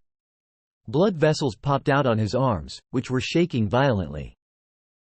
His mana circuit screamed in pain because he fed it too much mana. I have to hurry. He knew he had to break the boulders. But how? Sol Ji-hoo's face distorted with agony. He wasn't allowed to harm the boulder he was touching. This meant that he had to break the boulders in line one by one, starting with the second boulder, without using a frontal attack. It wasn't completely impossible. Like Baek Haiju, he could shoot up his energy towards the sky, bend it, and drop it towards the boulder he wanted to shatter. To do so, however, he had to take one hand off the boulder he was supporting, point it to the sky, and create mana spear. Could he do it? It was difficult enough just supporting the boulders. Slowly, Sol Ji-hoo pulled back his left hand. He didn't move his arm completely out of the way. He supported the weight with the edge of his hands, barely slanting his palms back. You sure are trying hard. He heard Black Sol Ji-hoo's stifled laughter, but he couldn't afford to look at him. Sol Ji-hoo clenched his teeth. If he could manage to shatter at least one boulder, the situation would be a lot better. Please, please. Sol Ji-hoo created mana spear with the utmost sincerity. He carefully calculated the distance to the target and the direction of the attack before launching the spear diagonally. He wasn't sure he could hit the second boulder perfectly, but he hoped the spear would land somewhere in the middle. Quang! Fortunately, he heard the boulder shatter. 1/15 of the weight disappeared. Sol Ji-hoo panted. However, even before he could let out a sigh of relief, he gasped in astonishment. What the hell? An exclamation of shock escaped his lips. The reduced weight had quickly returned to its original state. But hadn't he just shattered a boulder? Here's what's happened. The remaining 14 boulders increased in weight to cover the loss of one boulder. He heard Black Sol Ji-hoo's voice. Sol Ji-hoo's jaw dropped in shock. That's unfair? But it is what it is. Coo! In the first place, the number of boulders was designed to fit your current level. What? Well, don't worry too much, though. All you have to do is destroy all 14 boulders at once. Although, before you do that, the weight will remain the same no matter what. Soul Jihu gasped in pain and in horror. Black Soul Jihu yawned, covering his mouth with his hand. I warned you that the second trial would be incomparable to the first one. There's a lot of work to be done at the same time. Still. Well. I guess you did gain something from the first trial after all. You still have time and energy to complain. It was then that a sense of apprehension swept through Soul Jihu. Soon his apprehension proved true. I warned you about this too, remember? The second trial will be crazy fun. As Black Soul Jihu's snickering subsided. Rumble. Soul Jihu heard the sound of boulders rolling down the slope again. But this time, the sound came from left and right, not from the front. His face blanked in shock. Only then did he recall the fact that the second path had a bunch of crossroads stemming from the main road. Ah! Soul Jihu's head desperately shook from side to side. But because he couldn't see, he couldn't tell where the boulders were or how far they'd come. He instinctively launched Mana Spear, but it fell flat on the ground. Pook! A boulder that rolled out of a nearby crossroad struck Soul Jihu. As he fell helplessly, the boulders lined up on the main path began to roll downwards. Goodbye. Black Soul Jihu waved his hand. Awk! The boulders crushed down on Soul Jihu's body, cracking his bones and tearing him to many pieces. Asterisk. Soul Jihu found a way to break through the second trial. The total weight of the boulders on the path remained unchanged until all of them were destroyed at the same time. What this meant was that he had to first get rid of the boulders rolling towards him from the crossroads. But this was easier said than done. Aside from the fact that it was difficult to precisely aim the Mana Spear at the target, he couldn't see the direction and distance of the boulders coming at him down the crossroads. The order in which the boulders came down changed every time, so remembering their order didn't help. In the end, Soul Jihu decided to rely on his hearing. He focused all his senses on his ears. Whenever he heard the sound of a rolling boulder nearby, he threw a Mana Spear at it. Even a single mistake meant death. And he died several times before he was even able to throw the spear, as controlling mana while supporting the weight of 15 boulders and protecting one was not easy. But his efforts weren't wasted. As he learned to control Mana Spear better, he was able to focus more on his hearing. More time passed, and on the day he succeeded in destroying 7 boulders in a row, he finally saw hope. He really thought he might get through this trial. This was the first time in the 672 days that he felt such hope. If he could destroy a few more boulders at the crossroads, if he was lucky, perhaps he could really get through this. He felt his confidence grow. That was before Black Soul Jihu destroyed it. Next up is your hearing. Because you seem like you're used to not seeing. Black Soul Jihu used mana to destroy Soul Jihu's eardrums. With his hearing gone, everything went back to square one. Soul Jihu held his head in his hands and clenched his teeth. His next solution was his sense of smell. As funny as it sounded, it was the only method left to him.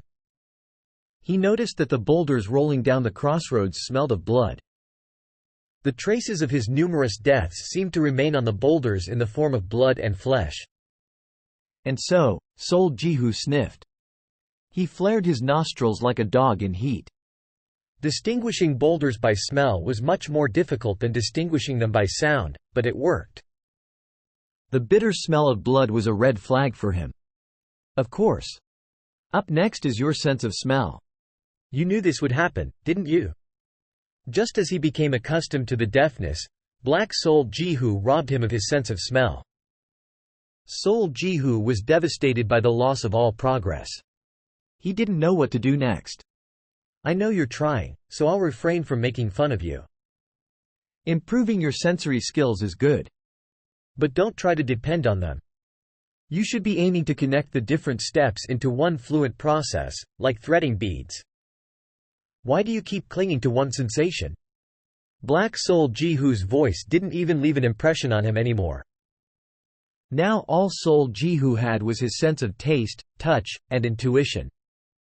But he hadn't walked the second path as often as the first. What's more, every time he climbed the second path, the order of the boulders that came down the crossroads changed. He struggled to paint pictures in his head. He never realized the preciousness of his senses until today. He couldn't see. He couldn't hear. He couldn't even smell. He'd lost most of his senses, and to make matters worse, part of the third trial was now mixing with the second. Soul Jihu was no longer making any progress. He infinitely repeated the process of climbing up to the first peak, stepping onto the second path, and being crushed to death in less than 1 minute. Meanwhile, 3 years had passed. The number of days Soul Jihu spent on the path of the soul reached 4 digits. Rumble. Kill me now. Black Soul Jihu shook his head as he watched the boulders roll down the slope again. Do I need to give up on spatial abilities? He muttered and licked his lips. Asterisk. Day 1078. You ah! Soul Jihu screamed at the top of his lungs as he sprinted up the path. He'd left the boulder that he was supposed to carry at the foot of the slope. Because he was no longer making progress in an original way, he switched his goal to meet the second condition. But the second condition, reach the peak before boulders appear from the path and the crossroads, wasn't easy either. Despite raising his mana to the limit and using Flash Thunder, he kept running into boulders before he even reached the middle. However, Soul Jihu didn't stop. It was more accurate to say that he'd let go of himself than to say he hadn't given up. Immediately after his resurrection, he ran, and he ran. He didn't even bother pushing the boulder up to the first peak anymore. If Black Soul Jihu hadn't limited his senses every time, he'd have ignored even that. Damn it! Soul Jihu grabbed the spear of purity and ran as he waved his arms frantically. He crawled up screaming, even when both his legs had been crushed. He left the boulder below, so if he had tried, he could have avoided the boulders coming down from the above. But he didn't. This just proved that Soul Jihu was on the verge of insanity. Ha! Black Soul Jihu stared at Soul Jihu, wriggling like a headless zombie. He then snapped the tree branch in his hand in half. He'd made countless blocks of tally marks on the ground. Ever since Soul Jihu began ignoring the first trial and repeating meaningless sprints, Black Soul Jihu had given up counting the number of times he died. Why is it so quiet? He muttered in wonder. This time, Soul Jihu wasn't running straight for the path screaming. This time, something was different. Black Soul looked below with nonchalant eyes before getting up. He went close to Soul Jihu to find out what he was up to, and to put new restrictions on him. Soul Jihu stood in his place, flaring his nostrils in anger. His eyes had not yet fully formed since the recent resurrection. Why are you standing still? Black Soul Jihu spoke. Are you tired or something? With eyes glistening with frustration, Soul Jihu turned to face him. Black Soul Jihu smirked in response. What are you doing? Go die some more. Come on, let's go. Soul Jihu's lips distorted at the sarcastic voice. Gulp. His throat moved as he swallowed. A weak voice escaped his lips.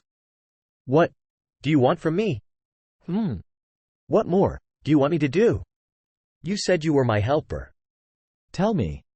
Don't you already know the answer? And what an odd time to speak casually. No, I don't know the answer.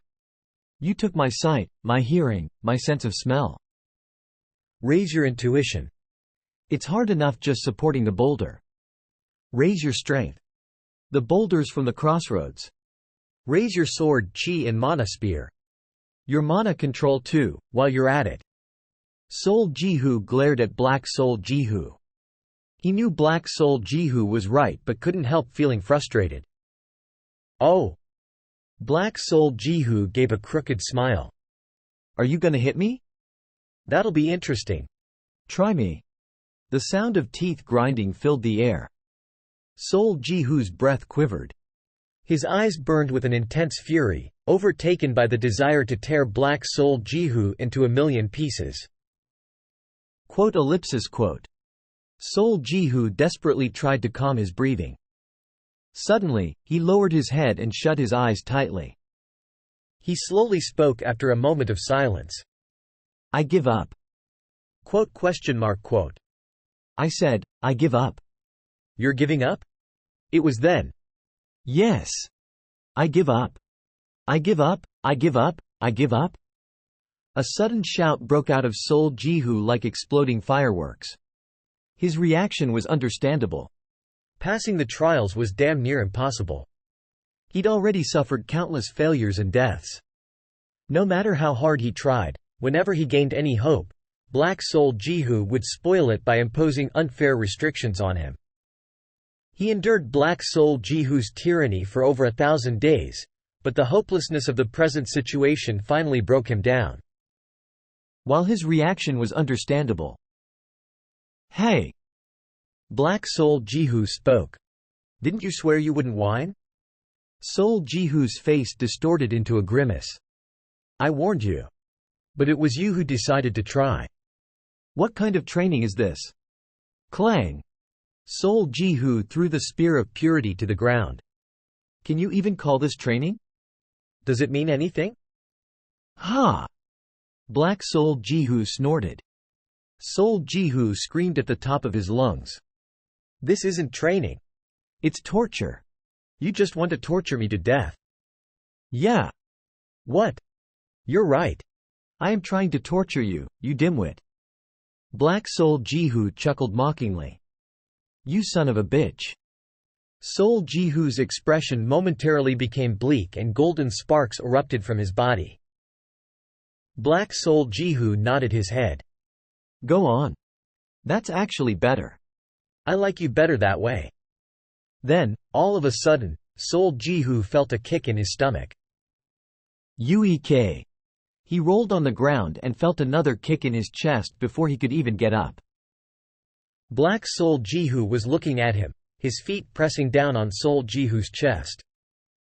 His movements were virtually undetectable. Let me ask you something. Black Sol Jihu began in a cold voice. Why did you come here in the first place? Sol Jihu scowled at the hovering figure, barely catching his breath. What exactly do you think a trial is?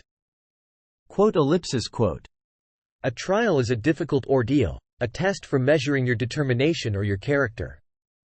Training? Don't make me laugh. Hey! Did you think that the path of the soul was like an education facility for learning new techniques through repetitive practices? Black Sol Jihu removed his feet. Slowly, he knelt down beside Sol Jihu and crossed his arms over his chest. Did you think you'd get a fun mission, like the ones you got in the tutorial or the neutral zones, and that a nice reward would be waiting for you in the end? Sol Jihu's eyelashes trembled slightly. Black Sol Jihu's face slowly came closer to Sol Jihu. Get a grip, dickhead. The icy voice stabbed his ears. Look, pal. Black Sol Jihu grabbed Sol Jihu's cheeks with both hands. He pressed his palms firmly and shook his head. There's nothing like that here. Okay? No fun missions and no awesome rewards. There's only one thing this place has given you. Time. Black Sol Jihu shook Sol Jihu's head left and right in between his palms. How much blood and sweat you spill in here determines the quality of your reward. If you thought this was a game, why didn't you just use your ability points and contribution points to gain strength? Why did you come here? Black Sol Jihu released Sol Jihu's cheeks and slowly got up from the ground. You see, I just don't understand. He murmured in a slightly worn-out voice before raising one of his arms. In that next moment, Sol Jihu doubted his eyes. Pook! Black Sol Jihu stabbed his fingers into his own eyes. You know that you're walking on a thorny road. He then put his hands over his ears, injecting mana into them and destroying his own eardrums. Why are you trying to cross it in one go? What doesn't work won't work no matter how many times you try it. He did the same to his nose. Ah, of course, there are people who can do it. Meanwhile, he blabbered on as if he was used to this process by now. While some have trouble just grasping the basics, these people would succeed as naturally as breathing and achieve their own realms. The former would have trouble taking just a single step forward, but the latter would leap through 20 steps during that time. We call these people geniuses. Black Soul Jihu revealed his teeth in a thick smile. They're the real irregulars, unlike you who rely on future vision and 9 eyes. Suddenly recalling Un Yuri, Soul Jihu clenched his teeth. Follow me. Black Soul Jihu turned around. He trudged to the boulder and pushed it. It was only then that Soul Jihu noticed what state Black Soul Jihu was in. His sight, hearing, and sense of smell were the same as his own before he revived. Soul Jihu stared at his alternate self fixedly before subconsciously standing up. Black Soul Jihu rolled the boulder up with one hand, easily passing the first slope and going to the second slope. Drrrrrrrk. Soon, the second peak rumbled, and several boulders appeared out of nowhere. I just don't get it. Soul Jihu's eyes waned. Black Soul Jihu stopped and raised the boulder into the air with one hand before throwing it like he was playing with a tennis ball. The house-sized boulder disappeared into the distance, becoming a dot in the blink of an eye. Then, what's the reason you keep trying the same thing when you know it doesn't work? At the same time, as Black Soul Jihu stretched out his hand toward the slope, the boulder that was rolling down at the lead touched his palm. What happened next was completely bizarre. As Black Soul Jihu twisted his arm slightly and pulled, the course of the boulder changed. It began to roll down following the direction of his hand, almost as if the two were connected by an invisible string. It wasn't just the boulder leading the pack that changed course. The other boulders also veered off course following it. If your destination is far away, you need to think about getting there step by step. As he said this, Black Soul Jihu dropped his hands like a conductor. A spin was applied to the rolling boulders. As Black Soul Jihu waved his hands again, the boulders stopped rolling down and rolled back up the slope. Drrrrrrk.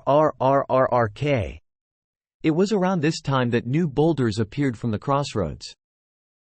By this time, however, the initial set of boulders was spinning around Black Soul Jihu. Quang, quang. The boulders rolling down from the crossroads were sent flying without getting anywhere close to him. Soul Jihu's unique spatial ability, grand cosmic shift. Soul Jihu couldn't believe what he was seeing. But that wasn't the end. Black Soul Jihu raised his foot up high. Not to mention, quang. As he slammed his foot down, the entire slope shook. The boulders that were spinning around him and the boulders that were flung back all bounced up. In that instant, amidst the boulders soaring into the air, a powerful electric discharge sparked up from Black Soul Jihu's body. Soul Jihu's unique spatial ability, Thousand Thunder. As 1,000 electric currents rose simultaneously, Black Soul Jihu's figure contorted like a static signal from a broken TV. It was neither loud nor clamorous, but Soul Jihu couldn't take his eyes off him. Because of the lightning energy in his body, he could feel with great clarity how much destructive power was compressed in each of those currents. By the time the boulders came to a stop in mid-air, Black Soul Jihu grabbed his spear and aimed it at the sky. It's not like there's only one way to pass the trial. In the next moment, the electric currents that dyed Black Soul Jihu moved like water while giving off powerful sparks.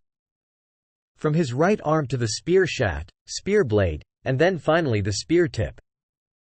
Soon, a chillingly sharp orb coalesced at the end of his spear. Ki! Kia! The spear howled. A bone-chilling shriek echoed out. Black Soul Jihu's eyes shot open. His arm bent like a fishing rod and trembled violently. At the same time, the small orb began to emit a faint light. Soul Jihu's unique spatial ability, hell-severing. Croc! An ear-splitting explosion rang out, followed by a startling flash of lightning cutting through the air. The terrifying flash covered the huge mountain in an instant, dyeing the entire world in the color of lightning. Sol Jihu turned away, unable to withstand the act of destruction causing the heaven and earth to rumble. How much time went by? Sol Jihu slowly opened his eyes as The tremors and the thundering booms slowly subsided. He became speechless as soon as he saw the scene unfolded before him. Never mind the slope, the entire mountain was burnt black. He couldn't see a single boulder in his vicinity. Only hot dust flew in the wind and brushed past his face. Not even ash was left behind from the destructive attack. Black Sol Jihu drew a deep breath and raised his arm. How can your mind and body last if you're trying to force yourself to do what's impossible? Kung. Only now did the boulder he initially threw up land safely in his palm. Black Sol Jihu turned around with the boulder in his hand. He looked at the dazed Sol Jihu and smirked. Why are you in such a rush? When their eyes met, Sol Jihu's jaw dropped slowly. Monster. That was all Sol Jihu could think of after seeing Black Sol Jihu's godly display of skill. He was clearly in a realm that ordinary people couldn't hope to reach in 100 lifetimes. Monster? Black Sol Jihu snickered. You're calling me a monster with just this? That's troubling. He. He walked toward Sol Jihu with the boulder in hand. Hey, haven't you fought several army commanders? He came to a stop about 2 meters in front of him. How can you say that if you have? Or what, you think the army commanders are a joke because you got lucky and won a couple of times against them? You're confident you can win again? Without future vision, without your comrades, without the world tree's blessing, if you fight even one of them in your current state, what do you think will happen? Sol Jihu flinched as Black Sol Jihu laughed. The way blood spilled out from his nostrils, ears, and hollow eyes made him look like a demonic ghost. Black Sol Jihu cackled for a while before speaking again. You think you're trying hard, right? I'm doing well.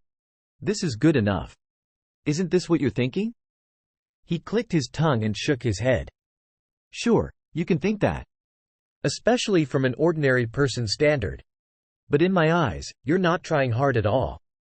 I'm not trying hard? Just what else could I do here? Sol Jihu stared at Black Sol Jihu at a loss for words. For me, living was a series of hardships. Every day was a tribulation. When I ate, when I walked, when I breathed. Even when I slept, I tied a boulder above my head that could snap off and fall at any moment. That's how I climbed up to level 8, and then my aptitude evolved as well. Before I noticed, people around me began to call me a monster. Demon of the battlefield, spear demon, you name it. Black Sol Jihu's voice slowly grew colder. But, friend. His voice dropped to a whisper. Those guys are the monsters. The army commanders. The chilly voice continued. They were powerful monsters from birth, and they were even bestowed divinity to become half-gods. You get that? They're demigods. The parasite queen is something entirely different. She's a full-fledged god. How can a human defeat a god? They can't. Ever. Mortals cannot defeat immortals. Sol Jihu wanted to refute, but couldn't. He wasn't in any position to. And so, he could only bite his lip in frustration. Black Sol Jihu stared at him fixedly before speaking with a sigh. I'm not telling you to become a god. I'm telling you to at least become a monster. They're demigods. A god.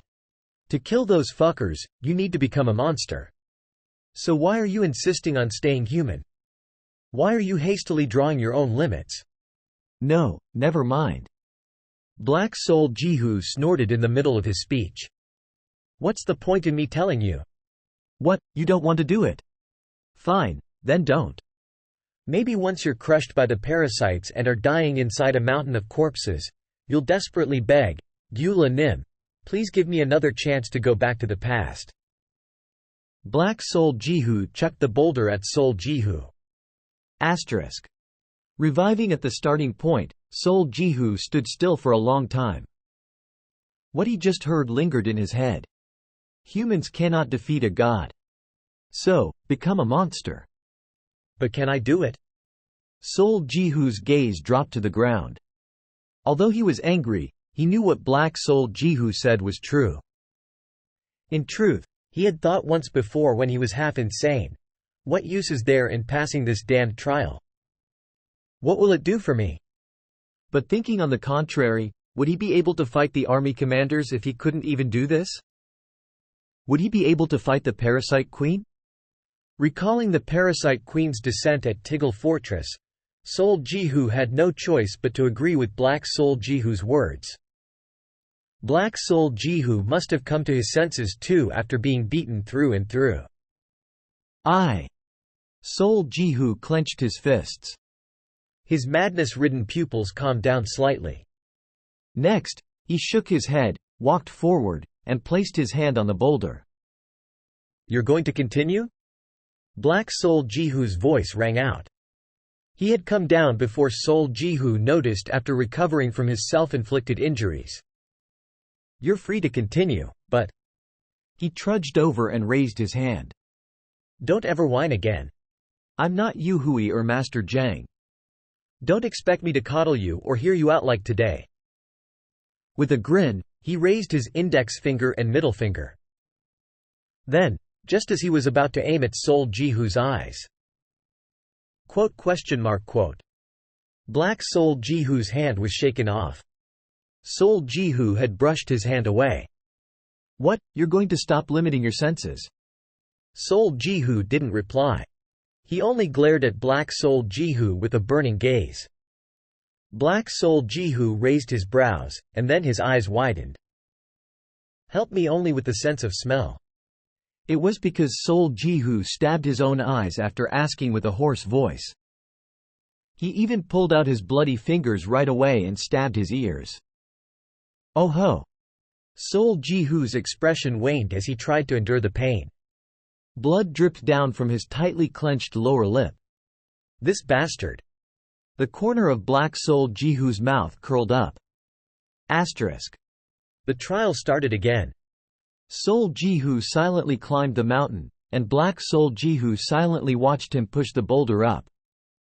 I wonder how long he'll last.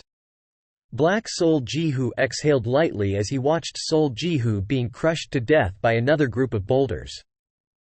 Several days had gone by since their last talk, but Soul Jihu was still at a standstill. Given the little outburst he had, it would have been great if he changed in a positive way or gained enlightenment of some sort. But being a die-hard realist, Black Soul Jihu knew too well that such a thing was impossible. Even if a heroine shed tears next to a collapsed hero, the hero would simply be killed rather than suddenly awakening new powers. Even if he started rampaging in a fit of rage, he would simply become easier prey. That was the conclusion Black Soul Jihu arrived at after toiling away in paradise for all those years. Without any natural-born talent, everyone was the same. Only when they faced their limits and surpassed them would they be able to obtain what they desired. But it went without saying that not everyone who faced their limits could surpass them. The taller the wall, the fewer the number of people that could climb over it. The rest would give up in despair or become a cripple trying again and again. The current Soul Jihu was no different than a ticking time bomb. He had met his limits a long time ago. He held on by a hair's breadth after coming close to collapsing. Now, only one of two things could happen: becoming one of the few who would surpass their limits or becoming a cripple like most people. Or maybe. Time endlessly passed by while Black Soul Jihu watched nervously. The seasons changed 3 times. A cold wind blew. It was winter. The season that boasted the highest difficulty for training arrived. Day 1348. White snow was falling from the sky. Black Soul Jihu cleanly gave up any lingering hope. And he concluded to lower the difficulty of the second trial to its original level. It was a mistake on his part to believe that Sol Jihu could do it just because he was himself. But the Sol Jihu who entered paradise through the gold mark was distinctively different from himself, who entered as a slave. There was an indescribable fundamental difference that couldn't be made up for no matter how much effort Sol Jihu put in. It's a shame, but I guess it can't be helped. Black Sol Jihu organized his thoughts before walking to the starting point and pausing. Recently, Sol Jihu had been no different than a machine. He would stab his own eyes and ears the moment he revived and wait for Black Sol Jihu to restrict his sense of smell.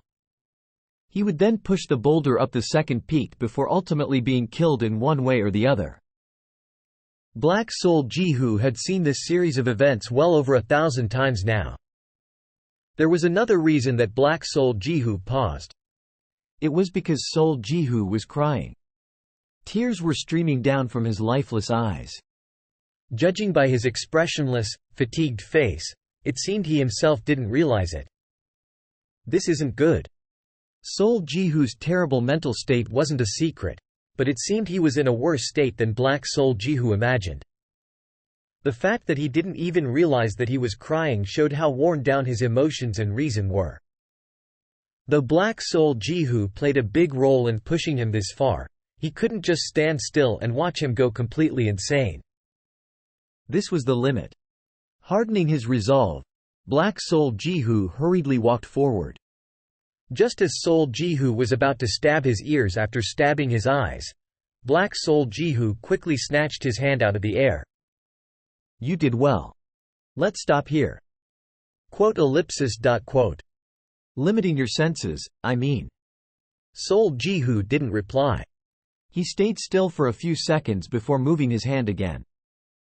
If Black Sol Jihu wasn't holding onto it tightly, he would have stabbed his ears again.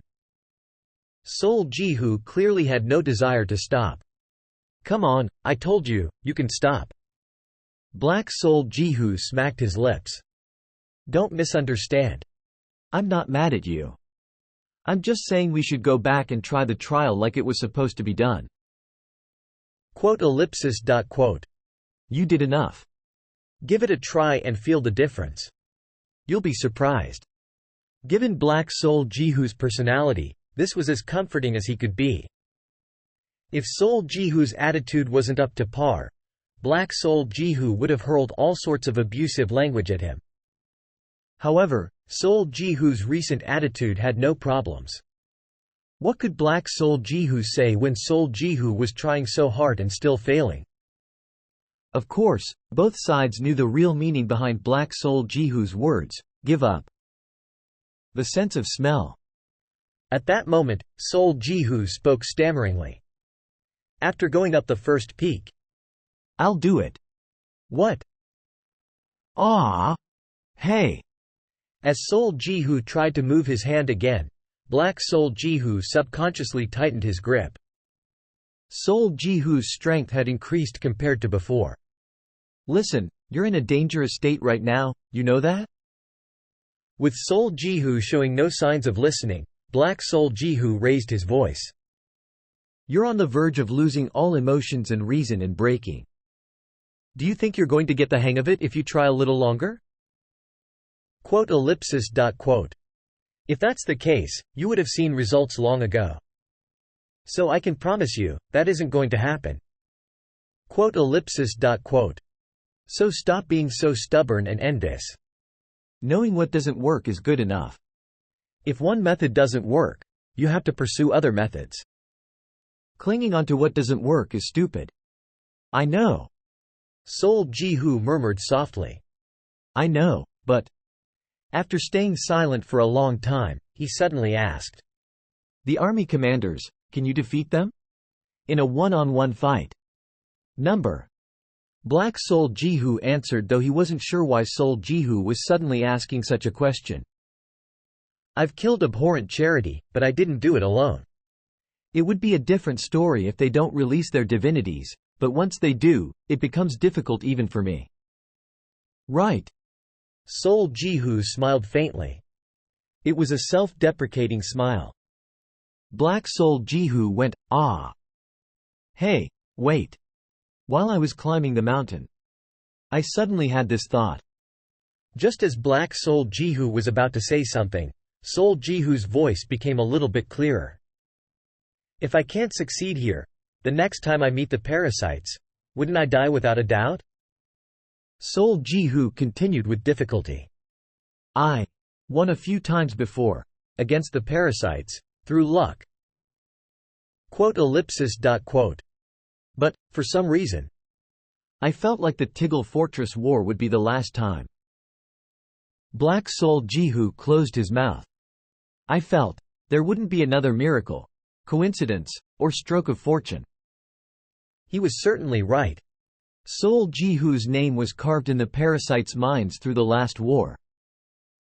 With how high profile he had become, something like Raging Temperance's defection or Twisted Kindness, using only the physical strength to test out his skill, wouldn't happen a second time. On the contrary, they would do whatever was in their means to try to kill him. Perhaps they would release their divinities and charge at him the moment they saw him. It's hard for you, even though you're already that strong. Soul Jihu's eyes twitched. But I couldn't even do this. His lips trembled as well. When I thought that, I just felt so pathetic. Despite trying so hard to hold it back, tears began to stream down his face again. Soul Jihu continued with his voice cracking slightly. I know it's not working, but I just can't bring myself to stop. Black Soul Jihu was unknowingly loosening his grip. Because he learned why Soul Jihu couldn't give up. In the end, Soul Jihu twisted his hand out of Black Soul Jihu's grasp and stabbed his eardrums. He then trudged forward while pushing the boulder up. Without anyone telling him to do so, he followed his instincts and headed for the peak. Under the falling snow, climbing the frozen icy path, Soul Jihu fell into thought. It wasn't that he wasn't tempted by Black Soul Jihu's offer. In fact, he almost nodded his head on the spot. But the reason he couldn't bring himself to accept the offer, "I'd rather die than fail to pass this trial," was because he couldn't give up on paradise. As this was an undeniable truth, he knew he would have to eventually engage in a life-or-death battle with the parasites. He would rather die here than suffer all kinds of humiliation then. Climbing up to the first peak and limiting his sense of smell, Soul Jihu set foot on the second crossroad. He lost count of how many times he set foot on this mountain path. Drrrrrk. Quang. A crushing shock was transmitted to his body through his palms. His feet stopped. If once doesn't work, try 100 times. If 100 times doesn't work, try 1,000 times. If 1,000 times doesn't work, try 10,000 times. He abandoned such ignorant thoughts a long time ago. He just wanted to know. Even if what was waiting for him at the end was destruction, he wanted to see just once how far he, Soul Jihu, could go. And so, let's go. He put strength into his weakening legs. Let's go. He concentrated on his senses while bending his one palm with great difficulty. Soon, boulders should begin to roll down the crossroads. He fired mana spears. He didn't know how many he destroyed. He only knew one thing for sure. Quang. A heavy impact struck his left shoulder. Hew. A suppressed groan eked out from the bone-wrenching pain. Before Soul Jihu could even swallow his breath, another impact struck his right ribs. Kiyu. He barely swallowed blood that was trying to burst out. Even as he dropped his head and hunched his shoulders, Soul Jihu did not stop firing the mana spears. Quang. Hiyu. Inside the bitter cold accompanying the snowstorm. Quang. Hua. He screamed like a beast and fully embraced the boulder that he was pushing up. It was as if he was saying he would become one with it. That he would protect it without allowing a single scratch. Quang. Kiyu. I have to endure. Only then will I gain the qualification to take the next step. Let's go. Let's go. Let's go. Let's go. It's fine even if my mind breaks down. So just one more step. It's fine even if I open my eyes at the starting point as a cripple. So let's just climb one more step. Asterisk. Baek Haiju scanned the surroundings after entering the path of the soul. This wasn't her second visit. Although Seol Ji-hoo didn't know, Baek Haiju had already visited several times. After the first visit, she spent about 10 days on Earth before coming back to paradise. Words couldn't describe how surprised she was when she found out Seol Ji-hoo still hadn't returned from the path of the soul. Because it meant he had been in there for more than 400 days. But every time she wanted to meet him, Black Seol Ji-hoo kept her back strongly. No, go back, he would say. He's honing himself. If he sees you, he's going to return to his dull state, he would say. She was chased out every time, being told to stop bothering him and to come back at a later time. She had no choice but to listen as Black Seol Ji-hoo would subdue her even if she tried to break through forcefully. And before she noticed, 3 months had gone by in paradise. I'm going to see him today no matter what. Shopping bags full of bento boxes were laden in Baek Haiju's hands. Although there was no need to eat and drink in this space, one could still taste the food. One of the things Baek Haiju longed for the most when she was taking the trials was food. When things became so hard that she wanted to give up, she would long for the taste of delicious food or a cold can of Coke. Hopefully, this will cheer him up a bit. She didn't know how Black Seol Ji-hoo would feel about it, but she figured it was okay since a long time went by. So as she was looking around with such a thought, Baek Haiju saw Black Seol Ji-hoo, standing like a stone statue at the first peak, and tilted her head. There was no way someone of his caliber didn't notice her presence. But unlike last time, he wasn't saying anything. Did something happen? Feeling that something was off, Baek Haiju turned in the direction that Black Seol Ji-hoo was looking in. As soon as she laid her eyes on the sloped path beneath the tall mountain, her eyes widened sharply. The first thing she saw was Seol Ji-hoo climbing up the second peak. No, it was hard to say he was climbing. He was barely holding on at the edge of the icy path, protecting the boulder in his embrace desperately. Boulders that endlessly rolled down from the numerous crossroads were breaking and crushing his body. Kwang! Just now, his body strongly shook once again. That wasn't all. The snow-fallen mountain wasn't white, but red. The first path and the second path were especially crimson. The boulders that came down from the crossroads were red as well. The entire area reeked of blood. Having gone through the trials of the path of the soul in the past, Baek Haiju instantly realized where the redness came from. That these stains were all from Seol Ji-hoo's blood. It showed how many times he must have died during this time. Hiu. Hoo-wah. For a moment, the sound of the winter wind blowing from the mountain sounded like the howl of a dying beast. This is insane. TK. The shopping bags in her hands dropped, and the bento boxes fell out. This is insane, totally insane. Muttering shortly, Baek Haiju hurriedly kicked off the ground. She could tell at a single glance that Seol Ji-hoo was in a dangerous state. However, she had to stop before she even climbed up the first path. It was because a spear hurled in frighteningly and struck the ground in front of her. She didn't need to look to know where it came from. You! Baek Haiju raised her brows sharply and shouted. You're completely crazy. Are you trying to turn him into a monster? Be quiet. Black Seol Ji-hoo muttered with his gaze fixed on Seol Ji-hoo. Are you trying to kill him? At this rate, he's. When Baek Haiju shouted. I know, so shut up. Black Seol Ji-hoo bellowed back. Baek Haiju frowned. The Black Seol Ji-hoo she had seen until now was always sly and cunning. But he was different today.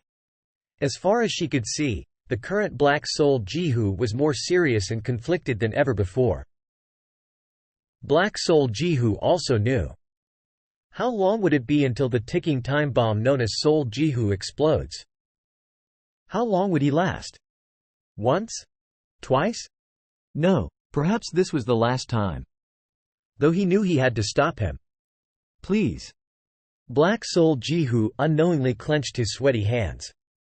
Please. Seeing Soul Jihu, who was shaking left and right like a reed that was on the verge of breaking, Black Soul Jihu shouted again and again in his heart. It was then. Pook! A heavy impact sounded out. In that instant, Baek Haiju turned around like a bolt of lightning and clearly saw with her own eyes. Soul Jihu was collapsing with his eyes half closed. Blood was spurting out of his head like a fountain.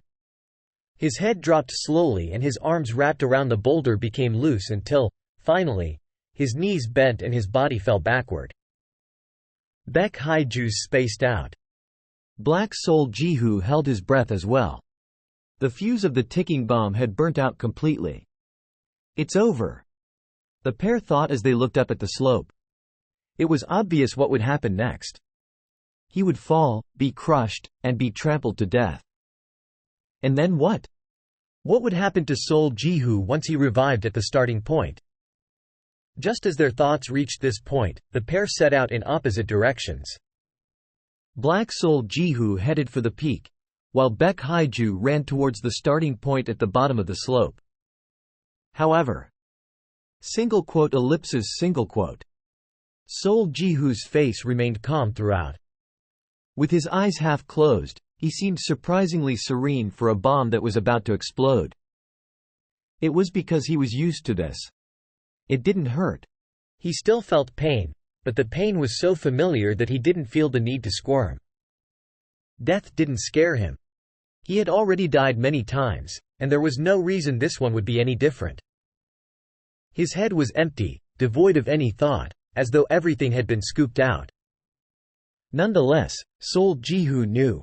No, he sensed that the boulder had just hit his temple, that his palms had slipped, and that he was in the process of falling. Right, this time wasn't any different. He would die just like he'd done thousands of times before. But even if he inevitably died, there was something he wanted to do. Let's go. Let's go. Let's just take one more step. Let's advance further even if it's only by a single step.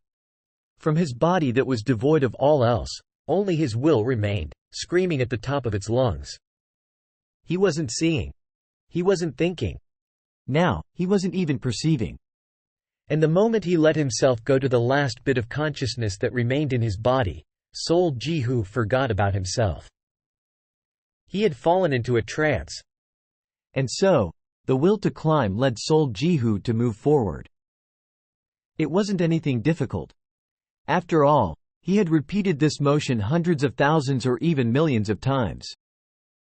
Going beyond the level of instinct and habit, he was guided by movements that were instilled into his body through machine-like repetitions. Quote! Black Soul Jihu, who was rushing up the slope like a storm, widened his eyes. Soul Jihu's head, which was tilted back, leaned forward again. His half-raised feet stomped down on the slope again. His helplessly bending knees stopped. His legs and waist trembled, and his tottering legs slowly began to straighten. Black Soul Jihu subconsciously stopped rushing forward. He stared in front of him fixedly. He thought that this would be the end, but Soul Jihu stopped mid-collapse and was bouncing back up like a roly-poly toy. He had succeeded in standing back up in the last moment. Soul Jihu had clearly lost all senses. His body had lost balance and was shaking like a reed. Even so, his arms were creaking up like a broken machine. Don't tell me. Black Soul Jihu took a deep breath. Due to his heightened focus, he could see every minute movement that Soul Jihu was making, but it didn't take long for the situation to take a turn. 3 seconds? 4 seconds? It must be. Perfect harmony, the state of one's will and actions becoming whole without the slightest difference. Don't think. Black Soul Jihu burst out. That's it. Accept that state and let your body do as it wants. He knew that Soul Jihu couldn't hear him with his shattered eardrums. He just couldn't help it. Then, as if to respond, Soul Jihu's upper body leaned forward, and his arms stretched out. In that instant, Black Soul Jihu could very clearly see Kwang, sparks flaring up from the bomb. At least, that was what it seemed like to Black Soul Jihu. There was one thing he could be sure of. And it was that Soul Jihu was standing firm, holding up the boulder. Going beyond just standing, he was raising his leg. Right, just one more time. Eventually, as other boulders rolled down from the crossroads, Soul Jihu pushed the boulder in his hands and took a step forward. Black Soul Jihu clenched his fists. At the same time, Kwang, kwang, kwang, kwang, kwang. The bomb finally exploded. It was an intense, radiant firework even in Black Soul Jihu's eyes. Asterisk. Soul Jihu raised his index and middle finger the moment he revived at the starting point. However, he paused before he stabbed his eyes like a machine. Ha! Messages had popped up before he noticed. Not just one, but several. Temperament, tenacity, evolves to superhuman. Temperament, short-tempered, is expunged. Aptitude, heart and soul as one, is created. Class ability, perfect harmony, is created. Miscellaneous ability, intuition, high, evolves to intuition, pinnacle.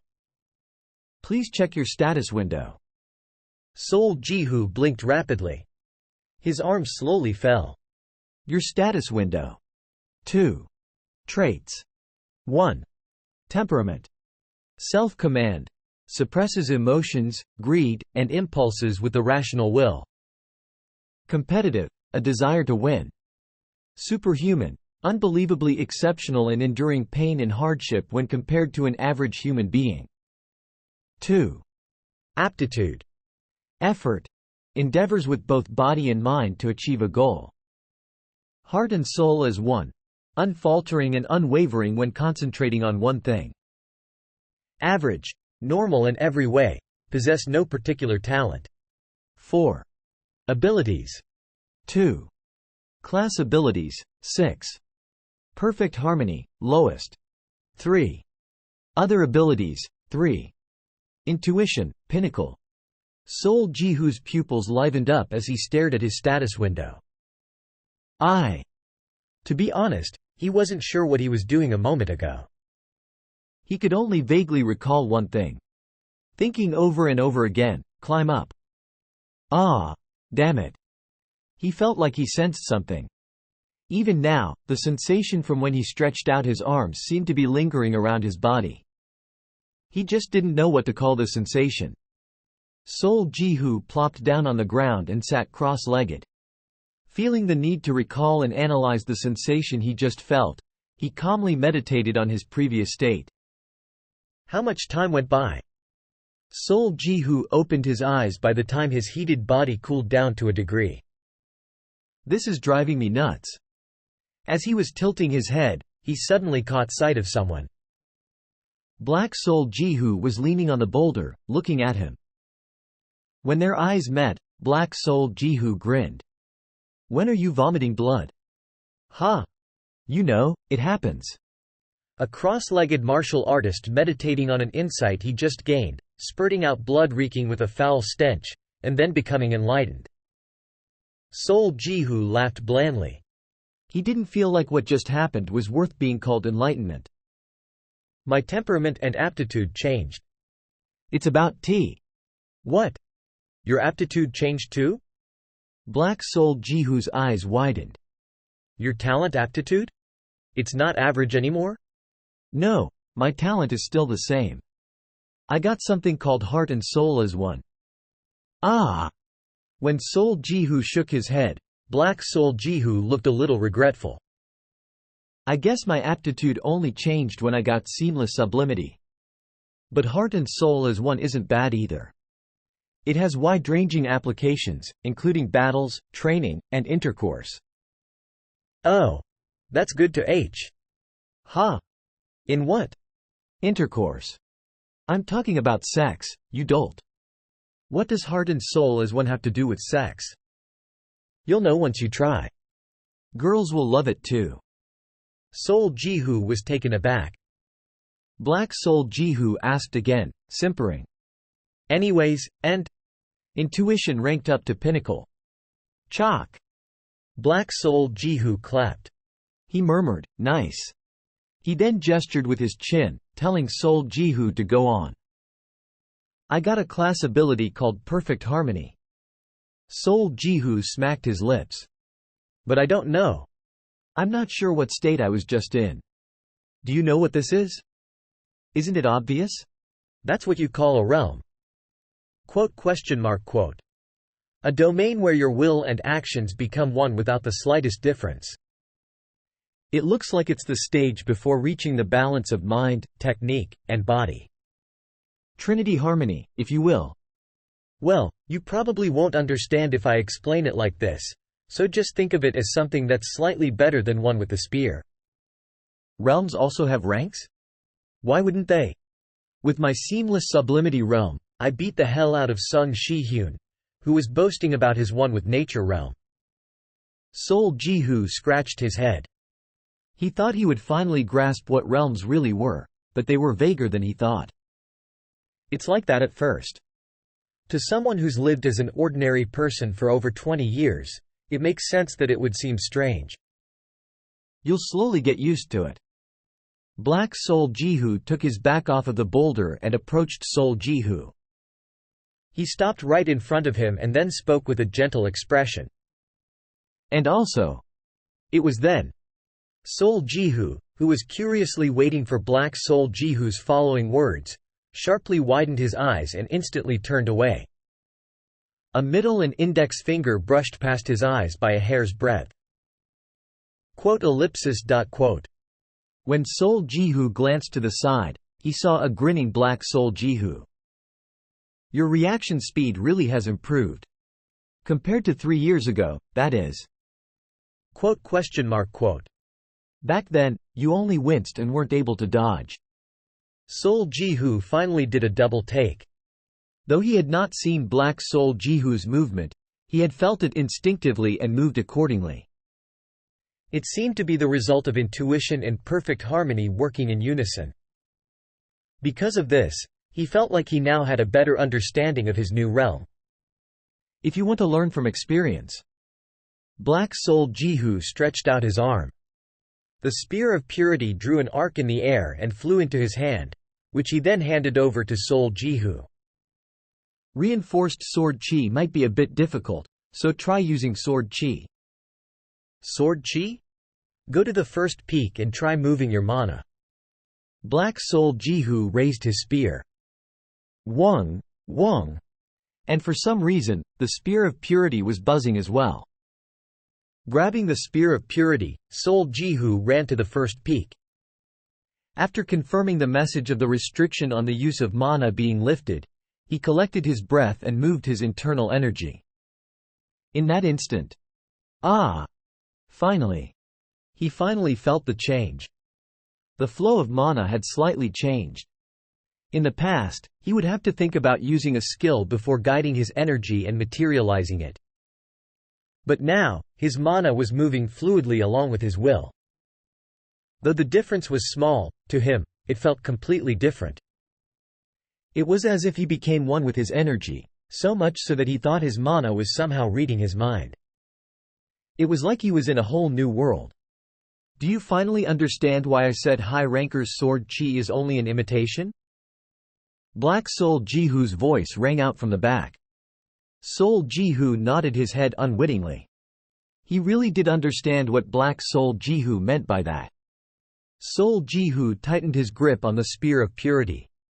He no longer had to go through the process of connecting his internal circuit and carefully sending his energy through it. Because he was one with mana. And it was the same with the spear of purity. In an instant, energy that carried his will seized the spear of purity. Wong. The moment he felt a sense of unity with the entirety of the spear of purity let out a silvery ringing and sharply shot out the energy it carried. Not only was the speed of materialization incomparable to before, its cutting power and destructive power seemed to have doubled at the very least. But that was only the beginning. The sword chi continued to grow bigger, shooting up above his head before settling back down. It shortened and elongated at will, kind of like Sun Wukong's magical staff. That wasn't all. When Sol Jihu swung the spear in a wide motion, sword chi shot out from the spear blade and flew far into the distance. It could be shot out in a spear shape or a crescent shape. So this is what it was. Sol Jihu recalled the time Baek Haiju attacked Black Sol Jihu by forming a net from her sword chi. He was impressed when he saw her destroying the rolling boulders by firing dozens of sword chi simultaneously, but now he thought he could do the same with a little bit of practice. And this hunch soon became a reality. Ding! Class ability, sword chi, intermediate, evolves to secret art. Sword chi wave, lowest. A pleasant alarm rang out. Sol Jihu was struck speechless. He had instantly learned a secret art, which could not be learned even with contribution points and was regarded as the highest ranked level 7 skill. Meaning, learning skills that were below level 7 would not be so difficult either. As always, the bitterness of hardship and the sweetness of success were comparable. The fruit of his labor was just too sweet. It was more than enough to quench the thirst that was burning his throat. How is it? Black Sol Jihu asked while Sol Jihu excitedly sent one flying sword chi after the other. Doesn't the second trial seem like a child's play now? Sol Jihu turned around in a hurry and nodded with a cheerful smile. All he had done was enter a so-called realm, but the world looked different in his eyes. Who? Black Sol Jihu suddenly let out a deep sigh. He crouched down and then smiled bitterly. Agu, it's been a long time since my heart pounded this badly. You succeeded just when I was about to give up. Whatever, it's good that you succeeded. Pinnacle rank intuition and perfect harmony are enough. All that's left to do is leap up. Zhang Maldong had called intuition a stepping stone. Since he had reinforced his stepping stone and attached a powerful spring below it called perfect harmony, all he needed to do now was use it to soar to the sky. I want to start right away, but why don't we get rid of that first? It will be a nice change of pace. Turning to the place where Black Sol Jihu was pointing, Sol Jihu's eyes widened. He saw 3 or 4 shopping bags with bento boxes spilling out. He even saw a thermos. What are they? I don't know. Haiju brought it. I even specifically told her she didn't need to. Sol Jihu looked around reflexively. However, Baek Haiju was nowhere to be seen. I don't see her. She either left or she's hiding somewhere watching. Anyway, let's eat. Black Sol Jihu picked up a bento box and opened it. Sol Jihu also joined in. Ooh! Sol Jihu exclaimed each time he opened a bento box. White rice, radish namul, vegetable pancakes, marsh snails. There was soybean soup as well. They were all Sol Jihu's favorite food. Though he didn't know why she was treating him so well, he inwardly gave his sincerest thanks. Soon, the two men began to eat while sitting across from each other. Putting marsh snails into the soybean soup as a garnish and then taking a spoonful, a wonderful flavor burst inside Sol Jihu's mouth. As he tasted the chewy texture of the marsh snails and the delicate warmth of soybean soup, a smile bloomed on his face. It was so delicious that he wanted to lie down and just loaf around. Good, isn't it? Black Sol Jihu sniggered, seeing Sol Jihu with bulged cheeks. They say hunger is the best sauce, but it really can't beat the circumstances. Eat to your heart's content. Even if you eat the same food next time, it will be difficult to taste the same flavor. Sol Jihu immediately understood what he meant. While the food was good, it wasn't to the point of dropping everything and loafing around. The reason the food tasted so good must be because he was drunk on a sense of accomplishment. He wanted to taste this flavor again. Alright, once we're done with this, let's start with 1,000-ton pushing strength. Black Sol Jihu spoke as he mixed white rice, sesame oil, and radish namul. 1,000-ton pushing strength? Isn't that the martial arts technique where you use the strength of a finger to move 1,000 ton? Good, so you know. Simply put, it's just a skill that uses little strength to wield great strength. Sol Ji-hoo frowned while stuffing his mouth with rice. It sounded like an amazing skill, but he couldn't help but think of the boulder. You should have taught that to me earlier then. You think I didn't want to? Black Sol Ji-hoo snorted. He licked the spoon that was ridden with sesame oil and then asked. 72 times 24 divided by 12. Give me the answer. 144. Sol Ji-hoo answered right away, though he wasn't sure what for. Black Sol Ji-hoo, who asked apathetically, flinched and furrowed his brows. Oh yeah. I was good at mental math back then. Alright, then try 81,922,757 times 22,233,847. Then divide that by 421,242. Quote ellipsis dot quote. Try answering that. I'm not a calculator, you know. You can't, right? Black Sol Ji-hoo snorted again. It might be difficult to do it mentally, but if you had a pen and a piece of paper, would you be able to calculate the answer? I guess so. It would take a while though. That's it. Black Sol Ji-hoo chewed on the radish namul bibimbap. You only now learned how to divide and multiply. How was I supposed to teach someone who only knew how to add and subtract? I kind of get what you're saying. Good, because I'm dumbing it down for you. Perfect harmony is at the post-grad level. You know, something you'd learn while working on your PhD. Sol Ji-hoo nodded. Then, he grabbed a vegetable pancake with his hand and chomped down on it. It was just so damn delicious. Asterisk. On the other hand.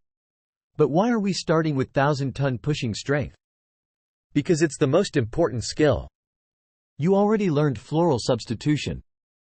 Though, it seems you don't know how to use it properly because you picked it up in the confusion of the moment while fighting that dragon bitch.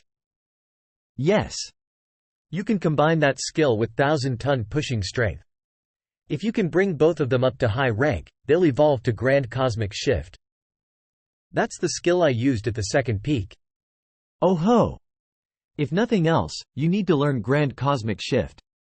You need it if you're going to fight the Parasite Queen. Just as Black Sol Ji-hoo expected, Baek Haiju was watching the two Sol Jihis talk from a far-off distance. Grabbing the sky and the earth and shifting them in a big motion. Ah! One was white. Yep. You remember how she flipped the sky and the earth over in Tiggle Fortress, right? If you had this skill, you would have been able to stand still, and the outcome might have been different. One was black. The way the two Sol Jihis were sitting face to face, nibbling on vegetable pancakes. So cute. It was like seeing twin rabbits merrily munching on grass.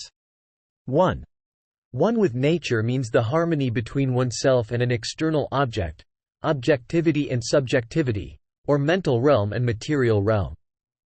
2. The Monkey King's staff.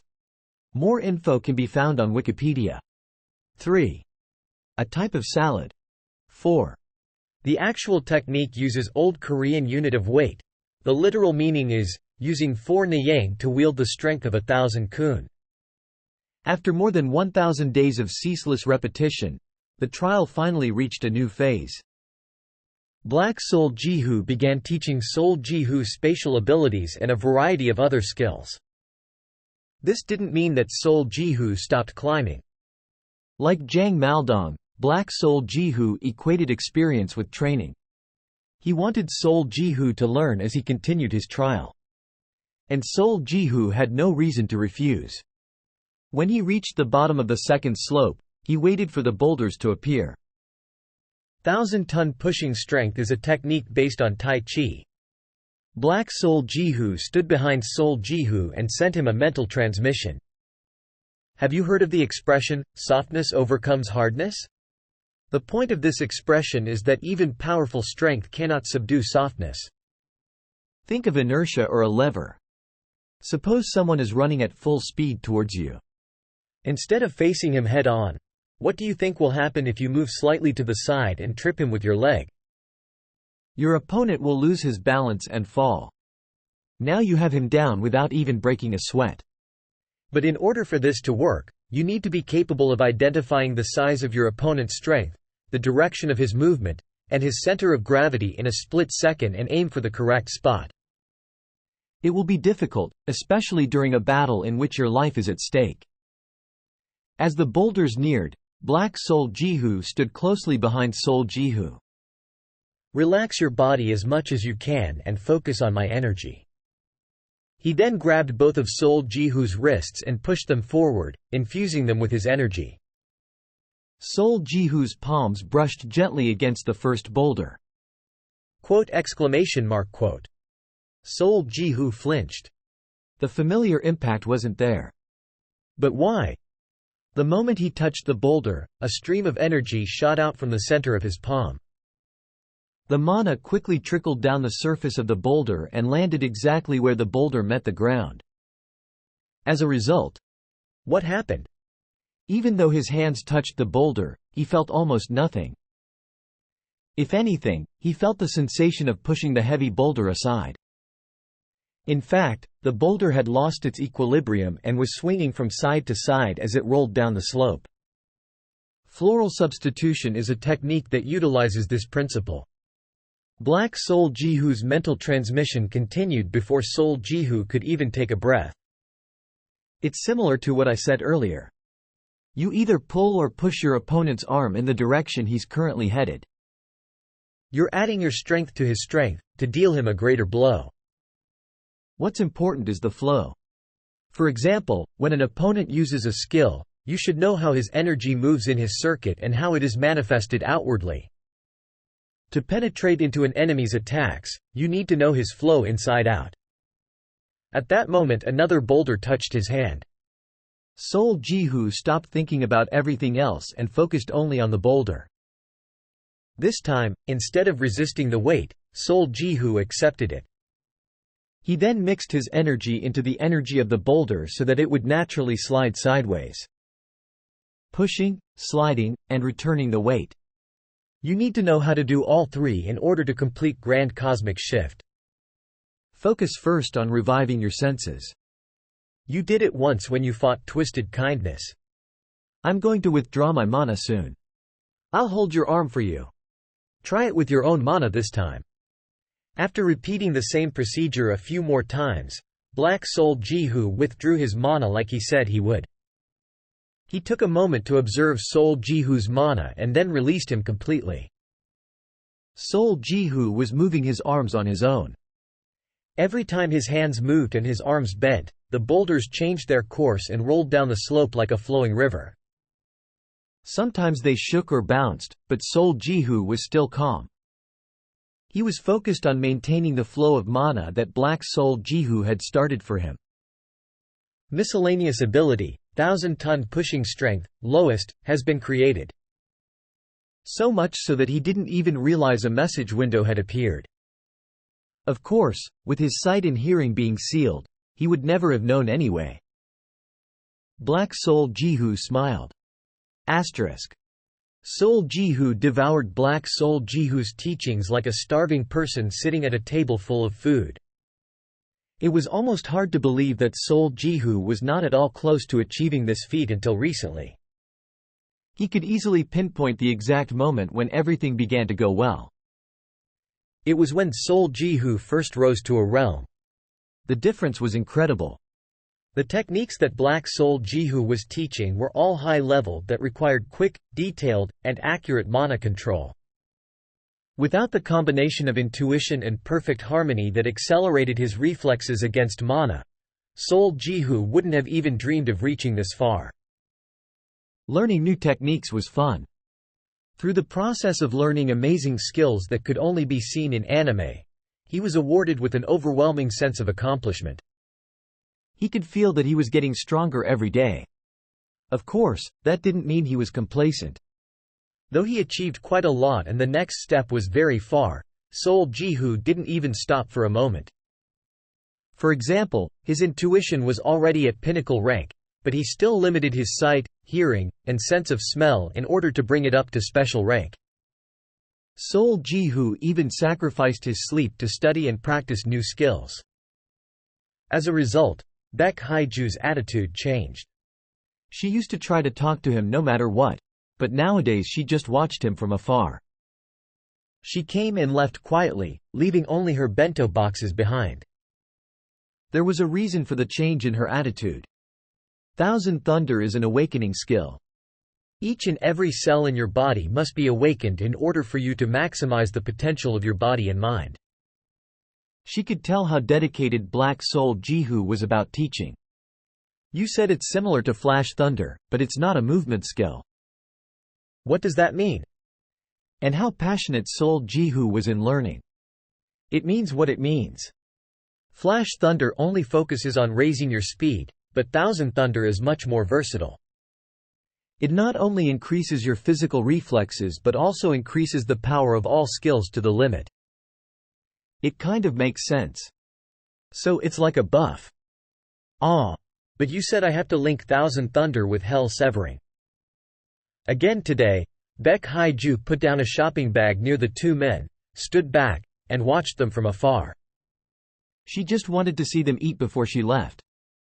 Hell Severing is a skill that focuses on destruction. You condense the already condensed energy into an even smaller mass of energy and burst it open instantaneously. As for Thousand Thunder, you can think of it as a buff like you said. Aha! Before we begin, I want you to promise me something. Thousand Thunder is a skill I created myself. And when I was creating it, I didn't prioritize safety. Black Soul Jihu continued. When you use Thousand Thunder, you're essentially dividing your energy into 1,000 streams. During the process of converting those streams into lightning, you condense the energy and force your body to ignite. The moment you cross the line, your body will explode and you'll die. I had only raised it to intermediate rank. I could have raised it more, but I just didn't bother. 1,000 streams, that'll put a strain on the body. It's more than just a strain. You might as well think Thousand Thunder as a last resort weapon you use in exchange for your life. It's more dangerous for you because you have the essence of lightning. Remember, no higher than intermediate rank. Even if you feel like you can do more, just don't. Okay. Good. Then I'll begin the explanation. Black Soul Jihu paused and turned his gaze to the shopping bag. He pointed at it with his finger. Before we begin, how about we take care of that first? Oh. So she came again. But why did she? She's probably gone or hiding somewhere. She's like the snail bride. The two sat together as usual and opened the lunchbox. Baek Haiju's eyes relaxed and her nose reddened as she watched the two men chewing spinach. That was before Black Soul Jihu bellowed out his dissatisfaction. What's with these side dishes? Why are they all green? Blackie grumbled about the food. At least that's what Baek Haiju saw. What about them? They're delicious. I like them. On the other hand, Snowy seemed content with the menu. I'm not saying they taste bad. I'm saying they're all green. Don't you think this is too much? But there's a wide variety to choose from. She used just the right amount of sesame oil for the spinach, and the vegetable pancake is crispy and good. I want meat. Meat. Hey, can you ask her to bring some meat next time she comes? How can I? She's already doing us a favor by bringing these here on a regular basis. It's not like we asked for them. And, does she think we're rabbits or something? She's always feeding us grass. Baek Haiju flinched. Her eyes narrowed and she glared at Blackie as he complained. Blackie was constantly glancing at the place where she was hiding. He definitely knew she was still here. Unlike Snowy, who was always nice and gentle, Blackie could be mean sometimes. Hey, butler. Are you listening? If so, I demand you bring fried chicken next time. If you don't bring us fried chicken, we'll boycott lunch. Blackie publicly protested. The rabbit butler cleared her throat and spun around quietly. She snorted, but what choice did she have? It was her duty to grant the rabbit's wish. Asterisk. When asked about the theory of relativity, Einstein answered, "Put your hand on a hot stove for a minute, and it seems like an hour. Sit with a pretty girl for an hour, and it seems like a minute." That's relativity. In the past, a second would be so painful that it would feel like a minute. Now, it was the opposite. It was morning when he opened his eyes and daybreak when he fell asleep from fatigue. His sense of time faded from spending every day substantially. "I'm going to sleep for just a bit. I'm too tired." "How many hours are you going to sleep?" 4. Actually, just take the whole day off." Lying atop the field of weeds, Sol Jihu stared at his alternate self with a renewed gaze. When it came to training, Black Sol Jihu had always been strict, though it lessened slightly when Sol Jihu ascended to his own realm. So why the sudden change? Black Sol Jihu laid down on his back across from Sol Jihu so that their heads touched. Putting his interlocked hands up, he rested his head comfortably and looked up at the sky. The silent night sky that was sparkling with stars was incredibly beautiful. After a moment of silence, Black Sol Jihu spoke. "Let's try it properly tomorrow." Sol Jihu's slowly closing eyelids shot open. Black Sol Jihu nibbled on a tuft of weed and continued. "There's still the third trial. It's not like you're going to be here for dozens of years. I've taught you everything I can. So try using that to climb up. As I passed everything down, you should be able to score at least 50 points." Sol Jihu closed his eyes without saying anything. For some reason, he felt it was a bit regrettable. He himself wondered why he felt this way, but drowsiness flooded in, and he soon fell asleep. Then eventually, the next day dawned. Perhaps because it had been a long time since he got such a good night's sleep, he woke up feeling refreshed. By the time the sun rose to the middle of the sky, Sol Jihu had finished his preparation and was pushing the boulder. Not to learn Black Sol Jihu's techniques, but to pass the trial. "Did you know?" Black Sol Jihu sat over the first peak and said with a bright smile. "Climbing the first peak is nothing to you now." It was as he said. In the past, he had barely stepped up to the top using small grooves he made on the ground. Although he wasn't like Black Sol Jihu, who climbed up the peaks like taking a stroll, he had no problem climbing up with both hands. "Your current score should be about 80. That's a lot of improvement from 59.5. Black Sol Jihu spoke as he watched Sol Jihu, who was climbing the second peak. There was no reply. Sol Jihu did not restrict his senses today, and he was currently displaying extreme concentration. Not long afterward, a group of rocks appeared on the second peak. As they rolled down with a crashing sound, Sol Jihu stopped in place. He purposely closed his eyes. He was more used to this. Now, he even felt strange seeing with his eyes. As the senses picked up by intuition drew a picture of the surroundings in his head, Sol Jihu immediately set into motion. The boulder soared up to the sky. Sol Jihu had thrown it into the air. Then, he reached out toward the rocks that were rolling down the crossroads. "Oh ho!" Black Sol Jihu exclaimed. Some rocks brushed past Sol Jihu and rolled down, but most began to spin and climbed back up the crossroads. Then, at the same time as he destroyed an incoming rock, he caught the falling boulder in one hand and then threw it back up. "Are you playing basketball?" Though it looked slightly funny, the fact that he managed to do both things simultaneously was worthy of praise. It was at this time that a new set of rocks appeared on the crossroads. Black Sol Jihu's eyes lit up. The rocks falling from the crossroads clashed with the spinning rocks that Sol Jihu sent back up. As a result, a thunderous sound resounded, and the rocks bounced in all directions. Sol Jihu aimed the spear of purity at the rocks that flew at him erratically. In the next instant, dozens of golden sword chi burst out from the spear blade. Quang, quang, quang, quang. The released flurry of sword chi carpet bombed the sky. Seeing the rocks shatter, black-souled Jihu let out a chuckle. It was a brute force attack no matter how he looked at it. Did he shoot the sword chi knowing exactly where the rocks were? Or did he overexert his energy, thinking the flurry of sword chi would hit all targets? Black-souled Jihu soon judged that it was the former. Because amidst the vibrant explosions, the boulder that he threw into the air was coming down without a single scratch. Black-souled Jihu became absolutely positive after seeing the sword chi pushing the rocks away from the boulder. And so, as all the rocks rained down from the sky as tiny fragments, Soul Jihu placed down the boulder that fell from the sky back on the slope. Black-souled Jihu crossed his arms. It went without saying that Soul Jihu's proficiencies with the skills were less than his. He also lacked delicacy and attention to detail compared to Baek Haiju. However, his destructive power was most certainly worthy of note. Setting the evaluation aside, the current Soul Jihu was thousands of times better than his past self, who could only throw mana spears before ultimately being crushed to death.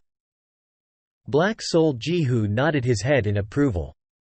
Soul Jihu opened his eyes again and then began to push the boulder back up the slope. Though there was small debris scattered around the path, the boulder rolled up effortlessly, protected by Soul Jihu's mana. While climbing, Soul Jihu felt that the process of breaking the rocks and treading up the sloped path was similar to his own trial. Walls did not stand in a row. Once he climbed one wall, it would become a reliable stepping stone, and a robust road would be spread out in front of it. Of course, this road would not remain flat forever. It would steepen the further he walked, and he would eventually come across another wall. A wall, known as one's limit, that would be far taller and larger than the previous one. But that wasn't the case now. He had a long way to go before he needed to worry about reaching his limit.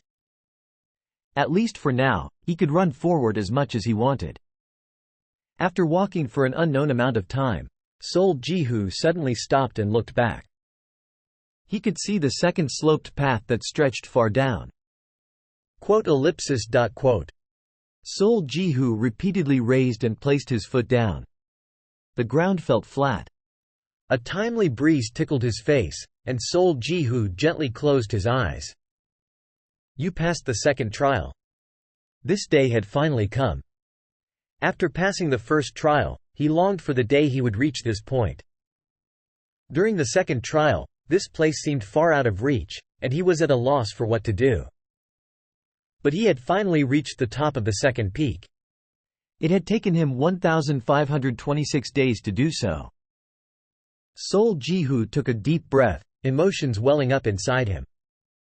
He could see the first peak in the distance, looking quite small in comparison to where he currently was. He was deeply moved because the first sloped path wasn't even visible. However, this feeling did not last for long as a series of alerts struck his ears. Follow the path of the soul and place the boulder on the summit. Once you step onto the third peak, the one who walks on the path of the soul will enter the chamber of void. 1. Inside the path of the soul, one's 5 senses will be restricted, and the flow of time will slow down. 2. In an environment where one cannot see, hear, smell, taste, or even perceive external stimuli, only illusions will initiate conversations with the challenger. Each time an illusion ends, the one who walks on the path of the soul must pay the appropriate price. 3. There is no need to walk in a particular direction inside the chamber of void. There is no way of knowing where the exit is either. The challenger will eventually arrive at the summit if they keep walking. The use of external help or shortcuts is strictly prohibited in this process. You must step on the summit solely with your own strength to be considered as having passed the trial. 65 points. A voice entered Soul Jihu's ears as he was carefully reading the alerts. Black Soul Jihu was walking up the slope. I'm surprised. I thought it would be 50 points. I lowered the requirement to pass the second trial to 75 points. As for the reason why you're missing 10 points out of the 75 points, You already know, right? Black Soul Jihu winked at Soul Jihu. Of course. Soul Jihu smiled blandly. He turned off the alerts and placed his hands back on the boulder. You're going right away? Yes. I tried it once before, and I know the conditions for passing it. Also.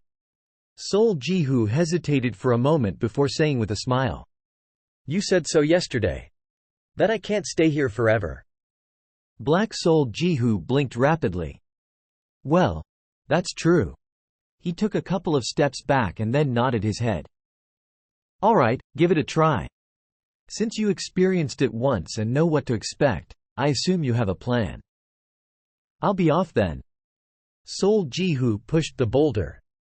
He paused the moment he entered the third slope, but then he began to push the boulder up silently. How much time went by? Black Soul Jihu, who was staring fixedly at Soul Jihu, suddenly furrowed his brows. A surprised voice escaped his mouth. He unknowingly craned his neck out and stared at Soul Jihu. It was then. Ah! A scream erupted for the first time in a while. Soul Jihu collapsed before curling up and rolling down the slope. His body quickly turned faint. After confirming the spot where Soul Jihu collapsed multiple times, Black Soul Jihu hurriedly turned back. Soul Jihu was shaking faintly while holding his body at the starting point. Then, he smiled as soon as he saw Black Soul Jihu walk up to him. I thought I was prepared. But I guess it can't be that easy. I managed to hold out Hung, Jinhee, and Sonhwa. But my heart sank as soon as I saw my mother. Ow! I thought I'd gotten used to pain, but the pain from that heart-wrenching feeling was beyond my imaginations. You. Black Soul Jihu listened without saying anything and then asked. You knew how to reach the summit? Huh. And no. Soul Jihu's eyes widened. It's just that. I've been thinking a lot about it. The reason the content of the third trial is like that and the reason my family appears in it. Then I figured out what to do when I saw the conditions for passing the trial. And what did you figure out exactly? To climb up blindly. Black Soul Jihu's brows twitched. Blindly? To be more precise, I thought I had to go up blindly. Soul Jihu continued. How should I say this? I think that's what the trial wants me to do. You know I don't like ambiguous statements. While I was climbing, there was something I came to think. That maybe, the pain I experienced after each illusion was the pain my family felt until now because of me. Soul Jihu's voice was clear. Since the condition specifically mentioned price, I thought of it as a punishment I deserved to get. If the pain my family felt gets deeply etched to my bones, What, you think you can hold your head up high the next time you meet them? Because you paid the appropriate price here? Black Soul Jihu cut him off. Ha. Don't try to make me more despicable than I already am. Never mind making me hold my head up high, it only made me reflect on my actions more. Soul Jihu smiled bitterly and shook his head. So this is how Hung, Jinhee, and Sonhwa felt. So this is how much I hurt my parents. Once I realized that I became even more apologetic. Soul Jihu trailed off before sighing. I'm going to climb this peak. No matter how many times I die in the process, I will accept the pain and reflect on my past actions. And I will not forget what I felt here even after I leave. Until the day I really die. I understand what you mean. Black Soul Jihu crossed his arms. But what do you think I'm going to say? He sounded a bit apathetic. You can say whatever you want. Soul Jihu spoke firmly. Even if this isn't the right answer, I'm going to climb the way I want to. At least for the third trial. Black Soul Jihu closed his eyes. Soon, the corner of his mouth curled up ever so slightly. He didn't say anything. He simply uncrossed his arms and shrugged. Soul Jihu smiled brightly and turned around. Only then did Black Soul Jihu open his eyes and slowly gazed at Soul Jihu as he walked away. Then, he recalled what he had seen just a moment ago. 2/3. Soul Jihu probably did not notice since he was walking inside the Chamber of Void, but Black Soul Jihu had seen it clearly. Soul Jihu had climbed 2/3 of the way as soon as he started the third trial. In truth, Black Soul Jihu had hopes that Soul Jihu would at least go 1/3 of the way. Since Soul Jihu's temperament and aptitude had undergone a change since the trial started, and due to him experiencing some of the restrictions of the third trial during the second trial, Black Soul Jihu figured Soul Jihu would have a relatively easier time. However, Soul Jihu went beyond his expectations, going 1/3 of the way more. It was a surprising result without a doubt. Because Black Soul Jihu expected the third trial to be the most difficult one among the path of the Soul's 3 trials. He had an idea as to why this happened. Master Zhang. The goal of the third trial lay in treating the fundamental cause of Soul Jihu's addiction to paradise, the trauma he had with his family. The point was to fix his rotten mindset of avoiding talking about his family. The trial would thus help in his personal growth so that he would face his errors without running away. Hey! Black Soul Jihu expected him to be in tears and bawling like a child before even reaching the halfway point. He had no doubt that the reason Soul Jihu had surpassed his expectations was because of Zhang Maldong. Because of his scolding, Soul Jihu went back to Earth and met his family. So I'm finally ready. In front of my family. I'm ready to live as a criminal for the rest of my life. With his inner self having grown from passing the second trial. I'm sorry. I'm really sorry, Father. The resolve he made that day while begging for forgiveness in front of his father was helping him move forward. He's better than me in this regard. Black Soul Jihu chuckled bitterly. He heaved a deep sigh before crouching down on the ground. Looks like he's going to pass the third trial quicker than I thought. He smacked his lips and then looked up at the sky as if a weight had been taken off his chest. Now, after staring blankly for a long time, he closed his eyes halfway. It's about time for me, too. He looked slightly lonely. 1. From a Korean folktale. Feel free to Google. Soul Jihu entered the final trial at last. He learned a few things about the Chamber of Void while climbing the third peak endlessly. The first was that it wasn't just his 5 senses that was being limited. Rather, everything around him was disappearing. Not only the slope but even the boulder he was pushing vanished. With his sense of touch gone, he could no longer tell if he was even climbing up a slope or walking on flat ground. The same applied to his sense of time. With everything going to void, he had no way of feeling the flow of time. But what he could be sure about was that there was no end in sight, even though he walked long enough to climb both the first and second peaks. He only suffered endlessly in never-ending illusions. Jihu, Jihu. Please. Seeing his older brother collapsed on the ground, groaning, a scorching flame surged up inside his heart and lit his body aflame. Oppa! Oppa! Don't go! When he ran away, leaving behind his younger sister who fell while chasing after him, a poison-provoking vicious pain seeped into his veins, and a cold chill invaded his bones. What? Yankee! His heart shrunk whenever he met Yu Sonhua until it finally shattered into a million pieces along with his body. What happened to you, Jihu? When he saw his mother crying in front of a spilled dinner table, never mind being heartbroken, he felt like his bones and flesh were being crushed to pieces. Jihu. Your dad just can't understand. It's too painful. Seeing his father, murmuring helplessly with his head and shoulders hanging, an irresistible listlessness swept over Soul Jihu. He had to die countless times in this trial as well. When he could no longer bear the fatigue and collapsed, he would find himself at the starting point once he woke up. According to Black Soul Jihu, he had collapsed on the slope and was promptly crushed to death by the boulder. To be honest, this pain was nothing. Though it hurt, he had built up a strong resistance to pain from repeatedly dying for close to 5 years. All he had to do was accept it as something he deserved for his past sins. However, what tormented him the most was that, inside the chamber of void, he was blurting out things against his will. Retard. Why the hell did you come at me for? Especially if you're going to get knocked out by a single punch. Hee hee, Operation Success.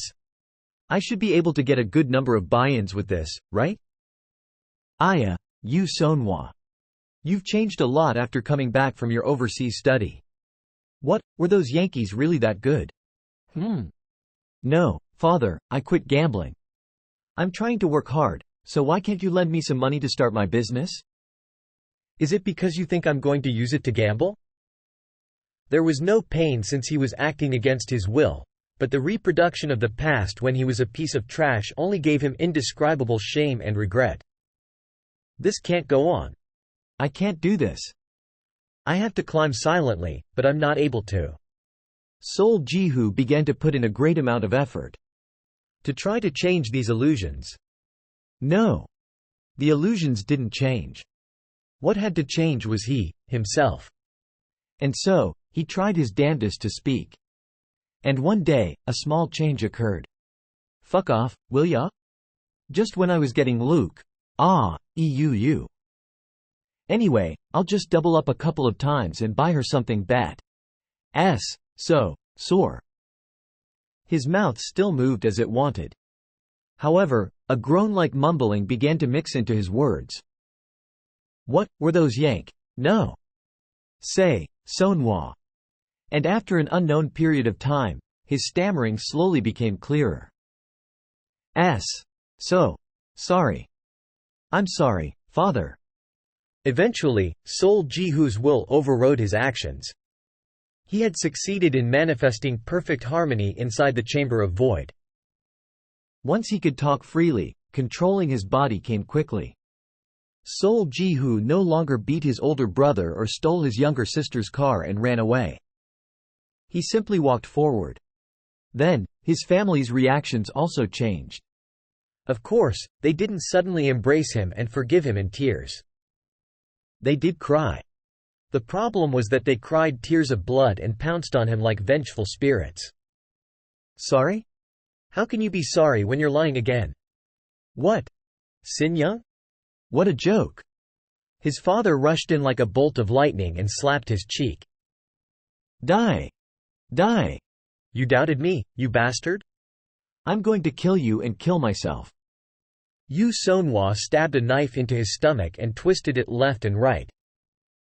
His mother didn't say anything, but she stood next to him and stared at him fixedly with hollow eyes. But when Sol Jihu didn't stop walking despite all of this, their attitudes changed yet again. Don't go. Sol Wusok spoke while collapsed on the ground.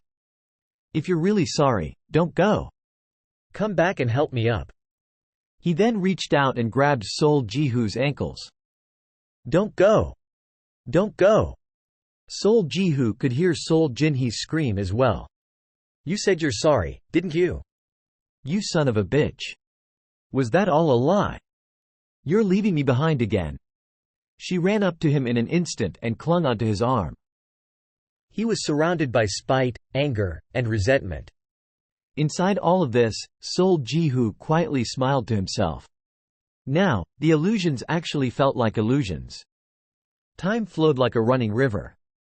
Before he noticed, everything around him dimmed. His body didn't react to pain, and the words of the illusions only wandered inside his head aimlessly. Eventually, even the illusions turned faint. Sol Jihu was assimilating with the void. How much longer did he walk? While walking forward with his head down like a criminal, Sol Jihu suddenly looked up, blinking. Light. A clear light blinded his sight.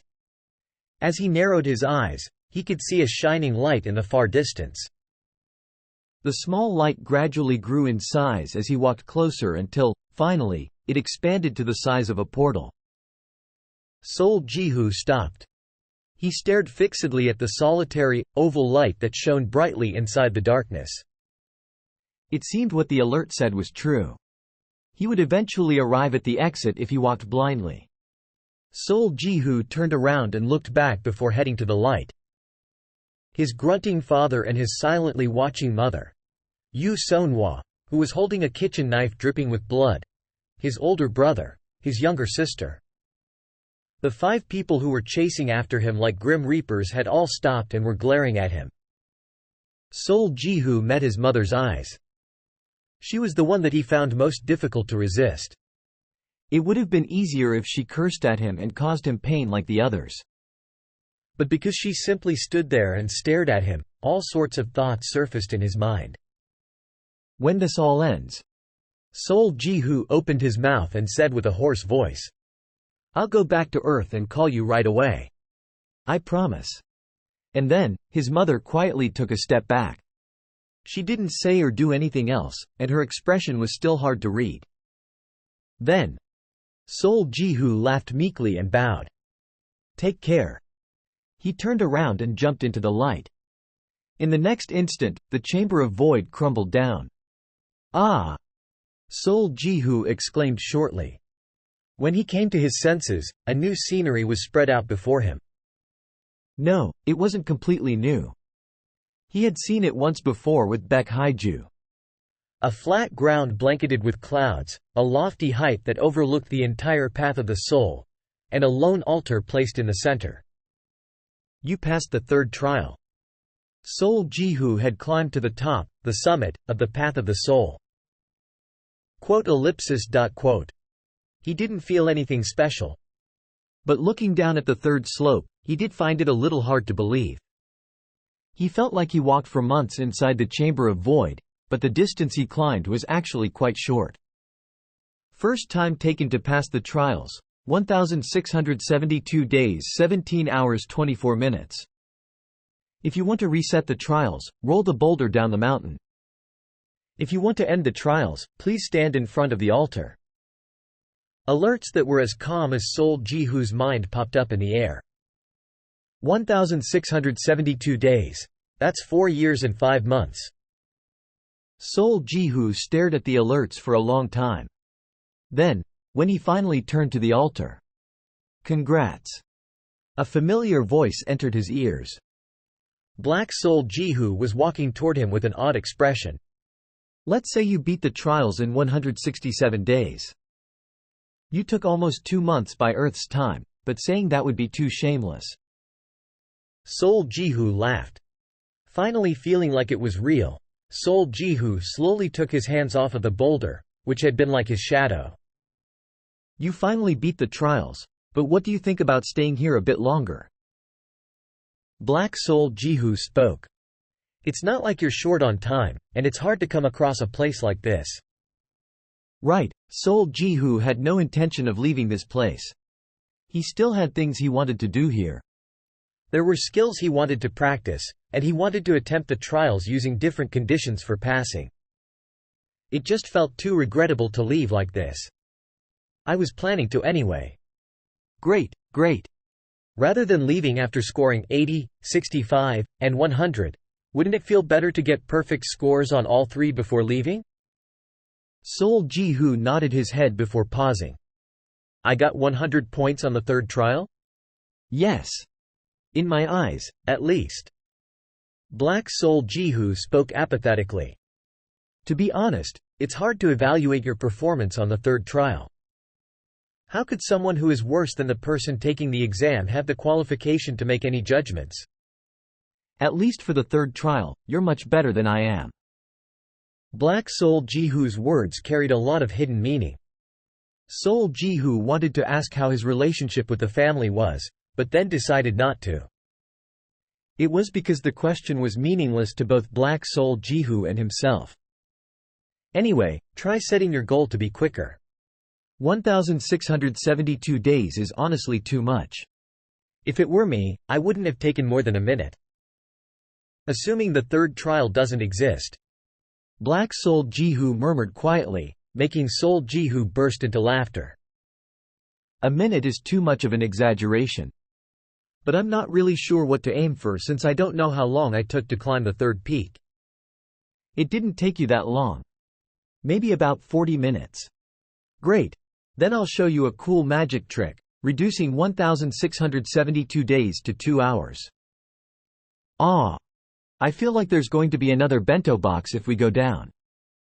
It might not be a bad idea to eat some fried chicken first.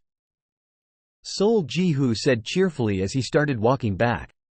It was then. Man, I wanted to see your second record, but it looks like I won't be able to. Same for the fried chicken. Sol Jihu paused in the middle of pushing the boulder downhill. Black Sol Jihu was calmly staring at him with his arms crossed. Sol Jihu was about to ask what he meant by that when he noticed something and rubbed his eyes. A faint light was emitting from Black Sol Jihu's body. Starting from the bottom, his body was being enveloped by the faint light and turning translucent. What happened? Since when? Since the moment you passed the third trial and stepped onto the summit. Black Sol Jihu shrugged. It can't be helped. Those were the terms of the contract that I made with Gyula. That I'd make my exit once you stepped onto the summit with your own strength even once. Well, this is pretty much where my job ends. Hearing this for the first time, Sol Jihu held his breath.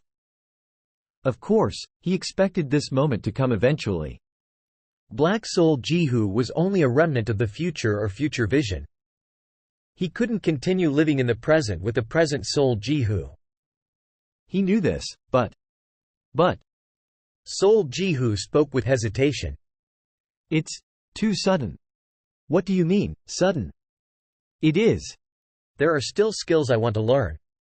I already taught you everything. The rest, you can pick up on your own. So don't be like that. Black Sol Jihu smiled bitterly. Isn't it about time you do things on your own? Sol Jihu shut his mouth. He was already rambling whatever that came to his mind, and now, he was at a loss for what to say. Black Sol Jihu smacked his lips. Anyway, I'm going to disappear soon, but I want you to stay here a bit longer. Also, what should I say? It seemed Black Sol Jihu also didn't have much to say. Man, this is annoying. I can't say anything that causes problems with the law of causality. He grumbled to himself before continuing. Use your contribution points to learn Dual Spear and Berserk.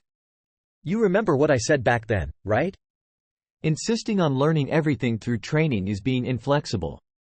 But you should still try evolving your mana cultivation to mana technique. That doesn't mean you should learn a reverse flow mana technique like me. Be careful, extra careful, when you're using Thousand Thunder. And Let's see. I have nothing to say about our family. Don't make Yuhui cry. As for Haiju, make sure you… Well, I guess this is irrelevant. Don't ever lose to Sung Shi-hyun. Un Yuri was a good catch.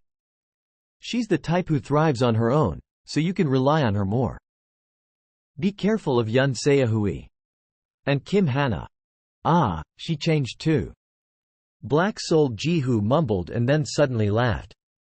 I guess it's useless for me to tell you these things, huh? The path you have walked is just too different than the path I walked. He then looked straight at Sol Jihu. You know? He lowered his voice and then continued while hesitating. I'm saying this because I just thought about it. You remember how I said some harsh things to you using the trials as an excuse? I was probably so hard on you because I was jealous. It was then. Black Sol Jihu's eyes trembled slightly. His pupils lost focus, his mouth opened slightly, and then his expression faded. He swayed slowly, almost like someone who would disappear at a moment's notice. Are you okay? Yeah, I'm fine. Black Sol Jihu put his hand out while pressing his temples. My mind suddenly went blank. Before anyone noticed, the light had passed Black Sol Jihu's feet and was shuffling around his chest. It was consuming Black Sol Jihu faster than expected. Black Sol Jihu staggered before barely grabbing hold of himself. He let out a light sigh and then stared at Sol Jihu. Did you know? Ha! That life is like a train. This seemingly came out of nowhere. I don't mean that the world moves in parallel. I mean that your life and my life is connected like a train. For you, this moment might be the present, but for me, it's the past. And if the past changes, both the present and the future changes. Black Soul Jihu laughed awkwardly after seeing Soul Jihu's face. Kind of random, huh? Still, try to understand what I'm saying. It doesn't look like I have much time left. Also, well, I know I kind of have a shitty personality, and you've stuck with me for a long time. Arg, what the hell am I saying? It was time to part. Anyway, there's something I've really been wanting to say. Black Soul Jihu looked like he wasn't at all used to such a situation. He scratched his cheek bashfully and slowly approached Soul Jihu. You sure took your time, but you never gave up and climbed to the summit with your own strength. With a deep breath, he spoke loud and clear. You also walked a completely different path than me. For that, Black Soul Jihu stopped in front of Soul Jihu. He raised his hands and put them on his shoulders. Then, he gently embraced Soul Jihu, who was at a loss for what to say. Thank you. A tiny whisper rang out in Soul Jihu's ears. Soul Jihu turned his head unknowingly. Black Soul Jihu was staring at him too. It's true. I'm really grateful. And he was smiling. It wasn't a smirking or a sneering smile like the ones he usually had, but a soft, gentle smile. Perhaps because the light had climbed above his neck and encompassed his face, his smile looked radiant. Phew, there, I finally said it. I guess I'm really not suited for this. So, don't you have anything you want to say to me? Soul Jihu opened his mouth and then closed it. No, I should be the one who's grateful. I never would have reached the summit alone. I should be the one to say thank you. For various things. I guess you don't. Anyway, this is it. Good luck, buddy, past me. He had to say it. He had to. But for some reason, his words hovered inside his mouth. Oh right. There's another thing that I've been wanting to say. I just remembered it. At that moment, Black Soul Jihu spoke as if he just recalled something. He looked at Soul Jihu and grinned. Quit smoking, ya bastard. You know it's not good for you.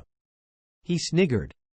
Then, just as Soul Jihu was about to eke out the words stuck inside his throat. In that split-second moment, the light completely engulfed Black Soul Jihu and shot up towards the sky. Soul Jihu's eyes widened. Wait. Doing a double take, he tilted his head up. However, the light that was Black Soul Jihu just a moment ago was already disappearing into the distant sky as a tiny speck.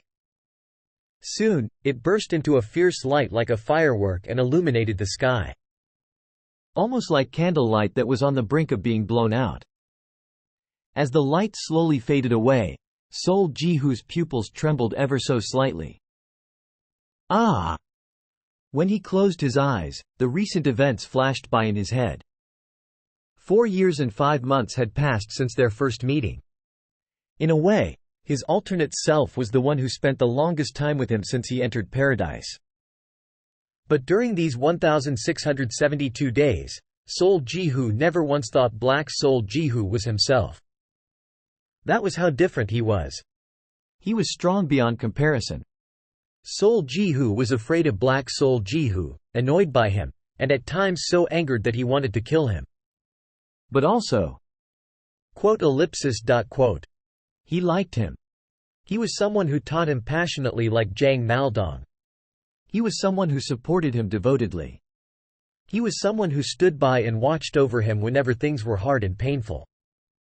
Right. During their time together, Black Soul Jihu was like a reliable older brother and like a close, irreplaceable childhood friend. What do you think about staying here a bit longer? Wouldn't it feel better to get perfect scores on all 3 before leaving? Soul Jihu felt like he could still hear Black Soul Jihu's voice.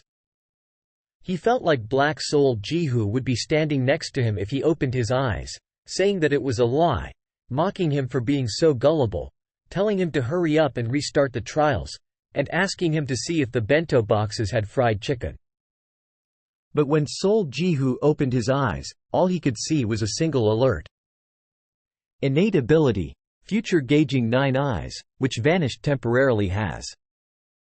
Sol Ji-hoo closed his eyes without reading the entire alert. He clenched down on his trembling lips, almost as if to hold something back. How much time went by? The cold wind of early winter brushed past the mountain peak. After standing for a long time like a stone statue, Sol Ji-hoo wiped his sweat-ridden eyes. He rolled the boulder and trudged back down. Although he passed the trials, he went back to the starting point. Then, clenching his teeth, he began to push the boulder back up. In a place that lacked company. All alone. The winter of that year was cold. It was a particularly cold winter. Left alone, Sol Ji-hoo's words became few. He restricted his senses by himself and quietly pushed the boulder up. The season passed. As spring arrived, so did Baek Haiju. After hearing that Black Sol Ji-hoo left, she made an odd expression and murmured, "I brought fried chicken." Baek Haiju stared at Sol Ji-hoo for some time. Then, unlike usual, she struck up a conversation. The topic was about the outside world, which she had avoided bringing up until now. It started with small matters like Charlotte Aria, Adelette Delphine, and Un Yuri starting to hold a magician's gathering, or the Halep siblings coming back to paradise and staying in Valhalla. Apparently, Seo Yu-hui had also returned and was wetting her pillow with tears every night after hearing about him. But what caught Sol Ji-hoo's attention the most among her stories wasn't Seo Yu-hui, but Yi Sol-ah and Yi Sung-jin. Sung-jin hit it big in an expedition, and Sol-ah obtained a spirit from the Federation and is working with their scout team. It's been a while since all this happened. Sol-ah isn't back yet? She said she wouldn't come back until she becomes a high ranker. Miss Phi Sora snorted, but I think it's possible. I think so too. Sol Ji-hoo nodded his head. Sol-ah was the kindest, most talented kid in the neutral zone. That's why I brought her into the team. I feel bad because I haven't taken care of her properly. Sol Ji-hoo spoke in a somewhat apologetic tone. He then put down his chopsticks and got up. I should work hard too so that I'm not embarrassed when I go back. You already completed the trials. When do you plan on coming back? Baek Haiju asked furtively after finally finding the opportunity. She immediately added, Miss Foxy wanted me to ask you. Did something big happen outside? No, it's been quiet. Then I'll stay a little longer. With that, Sol Ji-hoo went back to training. Baek Haiju didn't try to stop him either. Asterisk. The atmospheric temperature changed. A scorching summer arrived. Sol Ji-hoo began to train Flash Thunder. Leaving the boulder at the bottom of the first peak, he repeated going up and down the slope. Perhaps because he acquired Thousand Thunder, he could get a grasp on the next stage without much difficulty. All that was left was to do was practice, and more practice.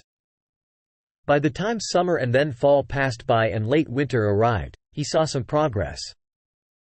It was early fall when Flash Thunder reached pinnacle rank. When winter came, his body surpassed the speed of sound, starting to move through space rather than distance. A year after Black Sol Ji-hoo left, Sol Ji-hoo was able to use something similar to ethereal shift for the first time. The day he succeeded, Baek Haiju coincidentally visited the path of the soul again. She blinked in confusion as she picked up the bento boxes she had left last time. More than half of the rice and side dishes were still left over. In the past, the bento boxes would always be emptied clean. Baek Haiju looked at Sol Ji-hoo with pity. Though he tried to act otherwise, she could see with a glance just how lonely Snowy was without Blackie. Despite him trying so hard to hide it, Baek Haiju could see that he was just holding it in. Then, she suddenly widened her eyes while wondering what to say. Sol Ji-hoo started laughing quietly in the middle of eating. Back then, I suddenly remembered he pulled that prank on you back then. Baek Haiju furrowed her brows. It wasn't a memory she wanted to recall in particular. One time, when she came to visit as usual with bento boxes in hand, she found Black Soul Jihu lying on the ground full of wounds. When she asked what happened in a startle, he had said that twisted kindness suddenly appeared in this place and had taken Soul Jihu away. How can that happen? I don't know. You need to get out of here. There's a chance. Gyula might have betrayed the other gods, and defected to the parasite queen. He was clearly accusing Gyula of betraying humanity. Baek Haiju tried to ask for more details in a fit of fright, but a bolt of lightning suddenly struck down from the sky at Black Soul Jihu. Gyula's voice promptly rang out, saying, "Don't go too far." It turned out that Soul Jihu was training perfectly well on the other side of the starting point. Black Soul Jihu had purposely changed his usual training location so he could pull this prank off without a glitch. When she went back to find him in a belated fit of rage, Blackie had long since run away. "Stop right there. Why don't you put that spear down first?" "I'll kill you, you damned rabbit." "Who are you calling a rabbit?" She chased him all day with the Tathagata spear, but he was just too good at escaping. I should have kicked his ass back then. She seethed with anger whenever she recalled that incident. As she was grunting in anger, a careful voice was heard. "It's fine now." Snowy stopped eating. Baek Haiju glanced at the bento box. He had barely eaten anything. "Is it not good?" "No, it's delicious." "Then are you craving something in particular?" Soul Jihu shook his head. When he first ate after acquiring heart and soul as one, the food was one of the tastiest he had ever eaten. The experience was similar when he ate while training with Black Soul Jihu. He made attainments this time as well. But for some reason, it just doesn't taste the same as before. I don't really need to eat to sustain myself in this place. Also, I've been wanting to do things alone. Though Baek Haiju was a little disappointed to hear this, she nonetheless nodded her head in agreement. She felt like she knew where he was coming from. In a way, she was relieved to hear this. She was worried that Soul Jihu would become a lunatic who was crazed on training, but the fact that he was feeling lonely meant that he hadn't lost his emotions. Soul Jihu was becoming a monster at an astonishing rate, but as far as she could tell, he was becoming a monster with emotions. That was fine with her. Baek Haiju picked up the bento boxes and got up immediately. After leaving the path of the soul, she did not come back, just as Soul Jihu wished. And so, Soul Jihu was left alone once again. After entering the realm of perfect harmony, the world as Soul Jihu saw it, changed. But simply knowing that it changed was not enough. He had to evolve his skills to match this change. And so, he started with the basics.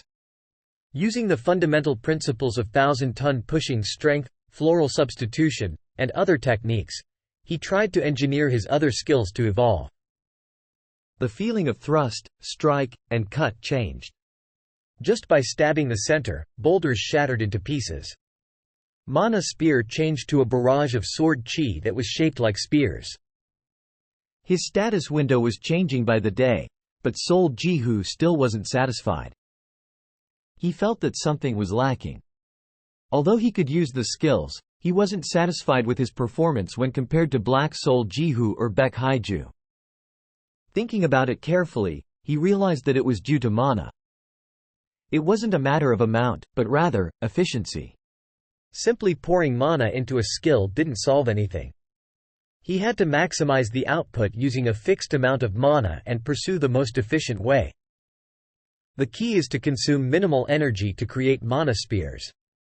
No matter who or what you're fighting, you tend to pour your mana in without restraint. It's a matter of efficiency. Since you always use all of your mana to defeat your target, you're unable to delicately control it. In other words, your control over mana is poor. He had heard this problem of his ever since he was a low-leveled earthling. Now, he finally understood what this meant. From this day onward, Sol Jihu stopped all training and focused on his mana cultivation. He climbed to the summit and sat cross-legged. Then, for the next few months, he immersed himself in moving his mana. He didn't move even when it rained or snowed. Perhaps because of heart and soul as one, he did not budge an inch until the winds touching his skin changed. When the seasons changed and he came down from the mountain, the areas he had been lacking in were somewhat filled. With the density of mana increasing, so did the power of techniques and their speed. Perfect Harmony's increasing rank was clear proof of this being more than Sol Jihu's imagination. Although he still wasn't satisfied with some parts, that couldn't be helped as he was comparing himself to Black Sol Jihu. He managed to take yet another step forward, but he did not stop. He trained like he was possessed. And whenever he did, he would find new faults with himself. Each time he found a problem, he would immerse himself in fixing it. He had yet to fully digest perfect harmony, so there was no need to aim for a higher realm. He found himself getting stronger each time he detected a flaw and got over it. Repeating this process again and again, Sol Jihu developed a better understanding of the so-called seamless sublimity that Black Sol Jihu reached in his final days. A realm that pursues absolute flawlessness. Though he had no way to be sure, Black Sol Jihu must have reached this realm after honing himself again and again until he eliminated even the slightest flaw and reached the extremity of perfection. Seamless sublimity was good. However, it was a realm that the current Sol Jihu did not dare to covet. But it wasn't as if there was only one independent realm. Moreover, Black Sol Jihu had repeatedly told him not to follow in his footsteps. Because he had already failed once. Since seamless sublimity wasn't enough, he had asked Sol Jihu to aim for a higher realm. "Go where you want to go," he said. Recalling these words, Sol Jihu went back to training. Meanwhile, the season cycled through again. The 4 seasons had come and passed almost 3 times since Black Sol Jihu left. It was the 3rd winter. Sol Jihu did not know how much time had passed since the day he entered the path of the soul. Counting days just seemed meaningless. Sol Jihu was still alone, moving busily in this world of slowed time. He no longer slowed down while climbing up the first peak. Pushing the boulder up was easy if he used both hands, and with some effort, he could even do it with one hand. He developed various ways to climb the second peak as well. He tried manipulating the falling rocks to protect himself and the boulder, and he also tried destroying them with sword chi as soon as they appeared. If that was too much of a hassle, he could even cross the entire second peak before the rocks even appeared. In the 3rd trial, the pain he felt decreased significantly. There was one time when he accidentally tripped and was run over by the boulder. However, he didn't die. Although he suffered a serious injury, his bones were unhurt. It was the result of his endurance increasing after suffering through endless, excruciating pain. Of course, it still hurt. Many things changed compared to the past. He was now used to being alone, and his head was filled with thoughts of fixing his flaws. Eventually, a day came when he could no longer find flaws other than parts that he could not do anything about at his current level. The air began to get warmer. It was spring. The season when seeds sprouted and bloomed into flowers arrived. Time taken to pass the trials for the 10,092nd time, 9 minutes 58 seconds. If you want to reset the trials, roll the boulder down the mountain. If you want to end the trials, please stand in front of the altar. Day 2508. Sol Jihu stared at the alerts after stepping onto the summit. He succeeded in breaking his previous record of 10 minutes and 2 seconds. He finally had succeeded in breaking through the 10-minute mark. Should I roll the boulder down again? Sol Jihu debated while smacking his lips. Then eventually, he lowered his arms. I'll stop. Though there wasn't anyone around, he murmured as if he was talking to someone. I expected to run into it one day and I did. A huge wall that's incomparable to the one I faced before. Recently, his progress had slowed down to a snail's pace.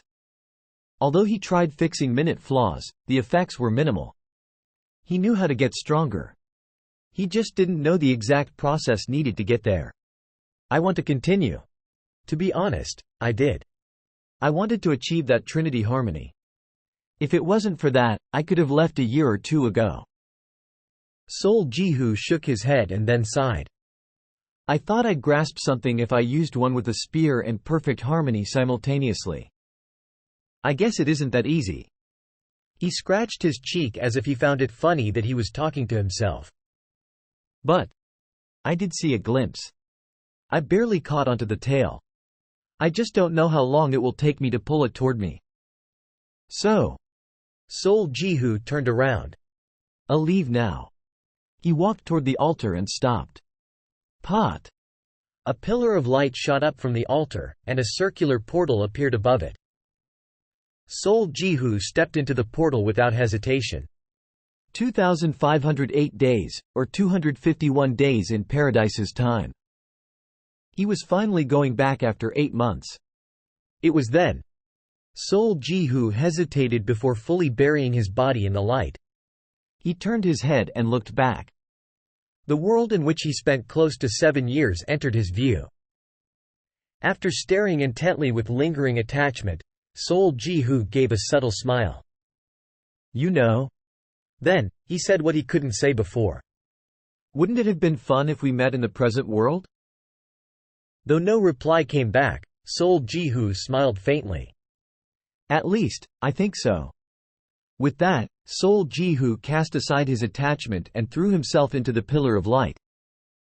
As he fully entered the portal, his field of vision was dyed white, and his consciousness faded away. In the last moment before he completely lost consciousness. Though it may have been an auditory hallucination, he felt like he heard Black Sol Jihu's laughter resounding behind him. Asterisk. When he woke up, Sol Jihu found himself sitting on the ground. Nothing had changed. Stale air, clean marble floor, and earthlings that were quietly praying. Everything was the same as the day he left. Sol Jihu blinked rapidly. He sniffed and then touched the floor. Inside the path of the soul, the time he did not have his senses was longer than the time that he did. Since the surrounding scenery changed as well, everything felt new despite his familiarity with the place. If he had to describe it, it was like coming back home after being away for a long, long time. You're finally back. A voice he had not heard for a long time rang out. Sol Jihu looked up. He could see a gray statue in front of him. It's been a while. It may have been for you, but not for me. You've been watching me? Sometimes. But Luxuria has been watching you every day. I'm embarrassed. Embarrassed? Gyula laughed. Now that is interesting. Your will was truly incredible. Not only Luxuria, but even Superbia was moved to tears. When you took that step forward before succumbing to total collapse, even I was moved greatly. A high praise continued. Not stopping there, your endless desire to improve yourself has moved us all. Ira retracted the statement she made about you during the banquet. That is the level of austerity you showed during your time of tribulation. It's hard to believe that you are a human. Ira's statement from before. What was it again? Sol Jihu tilted his head. So, did you obtain what you were seeking? Gyula asked. Sol Jihu thought for a moment before replying. I'm not sure. The time you spent there was not short. You still are not sure? Rather than being sure, what I learned through the trials was how lacking I was. The effort I put in was to make up for the things I was lacking. Sol Jihu continued his thought. But I'm not satisfied. It isn't as if I didn't make any gains, but I don't think I've gotten everything. That's why I'm not sure. Gyula smiled quietly. His answer was slightly different than the first time he used the divine stigmata. I am happy that your reply shows your growth. At the same time, an isolating barrier formed around them. It is time. Rise. Gyula's statue, or to be more precise, the eyes of Gyula's statue were shedding tears. The streams flowed down her cheeks and came together at her chin before finally falling as a small teardrop that shone faintly in the air. Sol Jihu immediately stood up and lowered his head. The time to end this long, arduous tribulation had come. Now, it was time for everything to change. In the name of Gyula, I hereby acknowledge Sol Jihu's passing of the trials. The cluster of light quickly descended. As it seeped into Sol Jihu's stomach, a slight pain arose. When Sol Jihu lifted his shirt, he could see a flux of light spreading out from his belly like a spider's web. Excluding the small ones, 3 stems were spreading out into the shape of a scar. To the one who walked up the path of the soul 3 times. Gyula's voice echoed out. I bestow 3 divine vestiges and the authority of God-slaying. After Gyula's shout, several messages appeared at once. As a reward for passing the first trial, the rank of righteous heart has been changed to X, and its effect has been expanded from mana cultivation to mana technique. As a reward for passing the second trial, you have gained the ability, Indomitable Will, Special. As a reward for passing the third trial, you have gained the aptitude, Clear Mirror, Still Water. You have gained the authority, God-slaying, Great Unknown. Sol Jihu's eyes remained fixed on the last message. As much as he was intrigued by the first 3 messages, he knew that the 4th one was the most important. Black Sol Jihu had stressed several times the importance of the authority, God-slaying. I wasn't chosen. The unchosen one. It was one of Black Sol Jihu's many nicknames. Although his martial prowess was top-notch, none of the gods had appointed him to be their executor or had awarded him with a divine vestige. I understand the 7 gods' choice. I was half crazy at the time and didn't really care about paradise. I did regret it later on. If I had the authority of God-slaying or at least the spear of purity. Black Sol Jihu smiled bitterly, saying he had no choice but to rely on techniques based on reinforced sword chi, which consumed a lot of mental energy when confronted with the army commanders. Sol Jihu tightened his grip on the spear of purity. Mortals couldn't defeat immortals. Because immortals, by definition, were undying. However, Sol Jihu had just become an exception to that absolute rule. God-slaying was an authority that only gods could bestow, giving its holder the power to kill a god, or, more precisely, the power to destroy a god's divinity. This meant that Sol Jihu now had the means to kill not only the army commanders but also the parasite queen. Of course, it didn't guarantee his victory. God-slaying was only a right, and it was entirely up to Sol Jihu to exercise that right to produce results. Other than God-slaying, Sol Jihu checked the remaining 3 messages one by one. His eyes slowly became cloudy as they moved across the message window. He seemed lost in thought. I can't believe you. Gyula smiled softly. You're already thinking about training? I'm just thinking about how to apply these new skills. His choice of words had changed. Previously he would have said, use, instead of, apply. Use referred to the act of utilizing something for the purpose it was made for, whereas, apply meant molding it to fit one's agenda. The difference was subtle but clear. This proved that his thinking abilities had grown enough to take into account not only the skill itself but also its connection to his current self. Would you like to enter the path of the soul again? Realizing what Gyula was trying to say, Sol Jihu shook his head with a smile. He felt tempted, but 8 months was not a short time. I don't think I should. Now, I'd like to acquire other skills. This meant that he wanted to acquire skills that he hadn't yet learned, the skills that were opened when he reached levels 5, 6, and 7. From level 1, Sol Jihu relied solely on training to master different techniques, so he was reluctant to use contribution points to easily acquire new skills.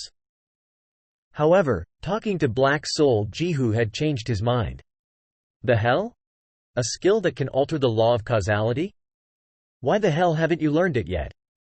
I understand why you're worried, but you have a status window. What's your goal? Achieving spiritual enlightenment?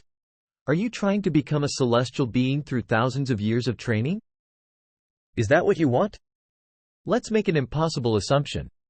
Suppose there's a magical spear that automatically kills the parasite queen if you thrust it once in the air.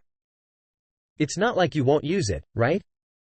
This game-like setting that the 7 gods have bestowed to earthlings is also a part of your power. Physical abilities, mental abilities, and setting. Your goal should be to achieve harmony among the 3. Remember the Trinity harmony that you love so much? Learn it as soon as you get out of here. Sol Jihu recalled Agnes had made similar remarks in the past, and the slightest doubt he had was now gone. Of course, just because he was acquiring new skills using contribution points didn't mean that the 7 years of brutal training were meaningless.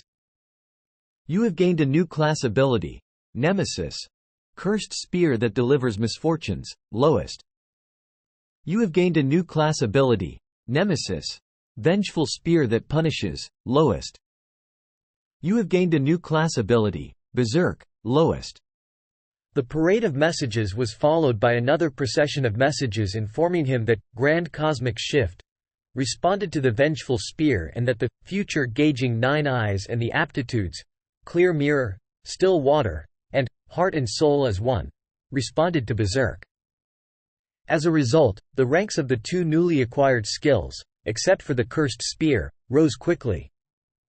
So even aptitudes affect skills. He was a little confused at first, but then he remembered what a peculiar awakening skill Berserk was. Sol Jihu smiled softly. He felt as if all his past efforts had been repaid. Thank you. Where are you going? Gyula's voice stopped him, as he was about to take his leave. I have one more thing to give you. Give me? Yes. Surely you're aware that you are now a unique ranker. Yes. You have no idea how long I've been waiting for this day. Sol Jihu tilted his head to the side, curious, before suddenly pausing. He realized what Gyula was about to do. But That and the trial are separate. Gyula responded calmly. More precisely, the trial is something that we give to a child who rejects us, but you replaced it with the divine stigmata. !_. If Un Yuri served me, I would have hesitated because of her future potential.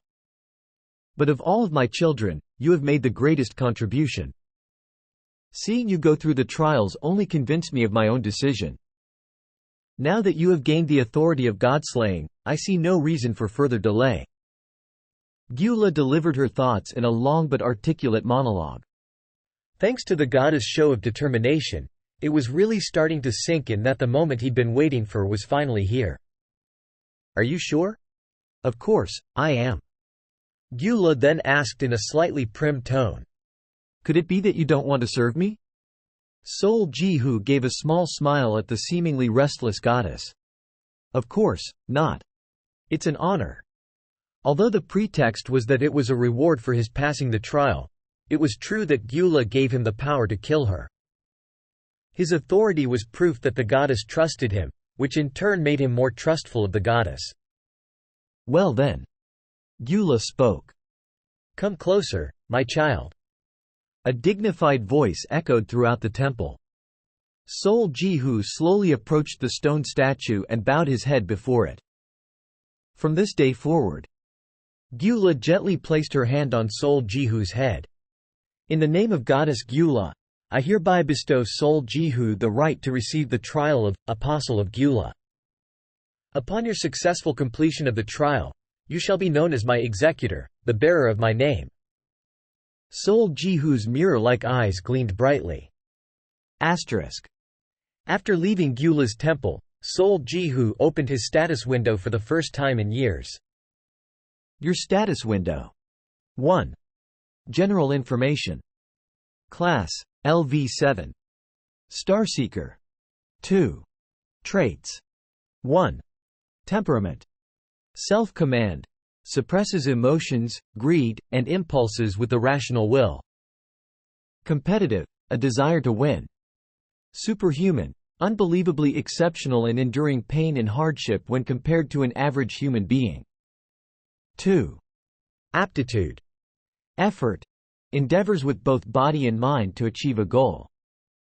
Clear mirror, still water. Possesses a calm, clean mind resembling a shining mirror and still water. Heart and soul as one. Unfaltering and unwavering when concentrating on one thing. Average. Normal in every way. Possesses no particular talent. 3. Physical level. Strength, high, low. Endurance, intermediate, high. Agility, high, low. Stamina, high, low. Mana, high, high. Luck, intermediate, intermediate. Remaining ability points, 19.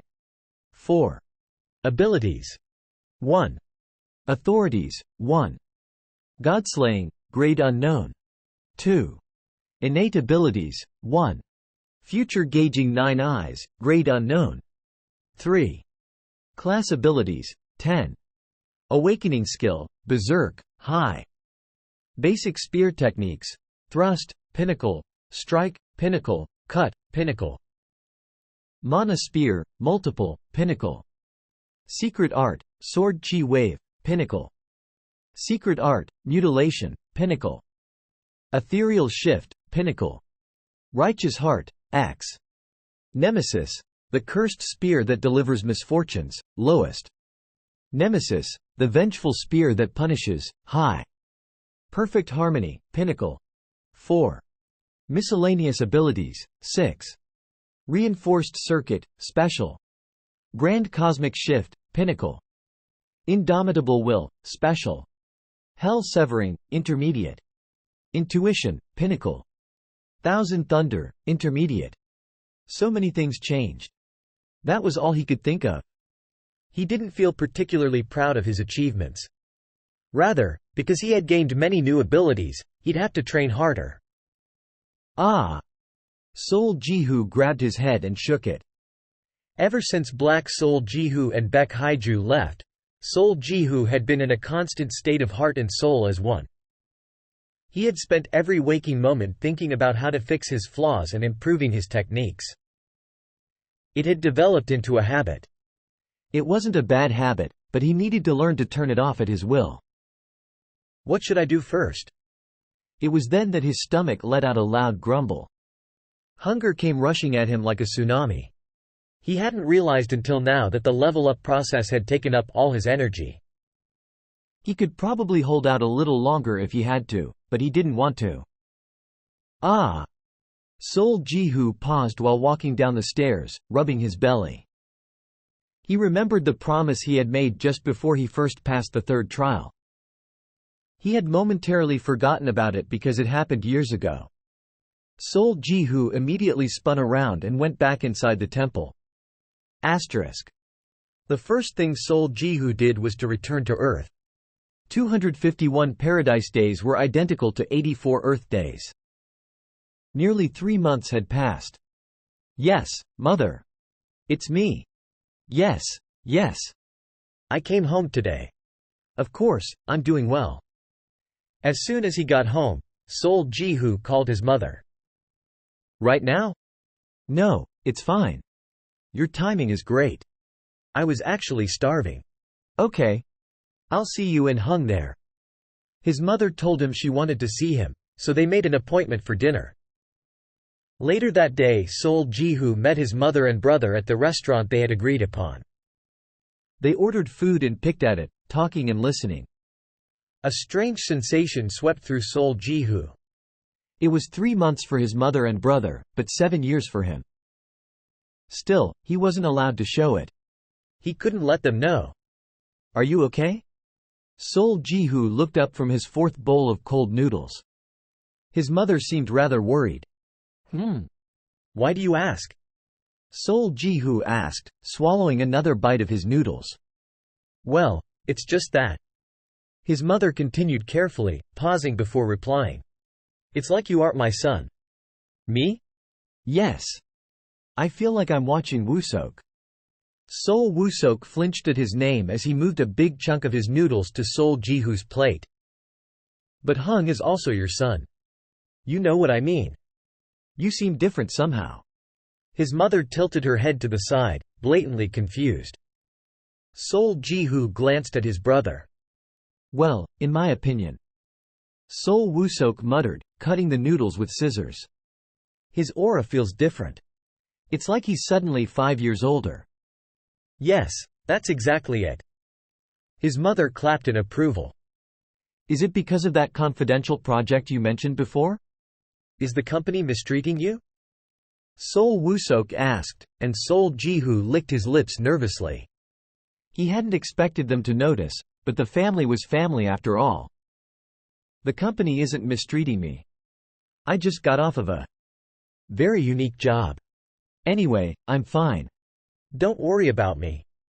With a broad smile, Sol Jihu lowered his face to the bowl again. After dinner, the brothers headed for the restaurant's smoking area with a cup of vending machine coffee in their hands. "Is everything really all right?"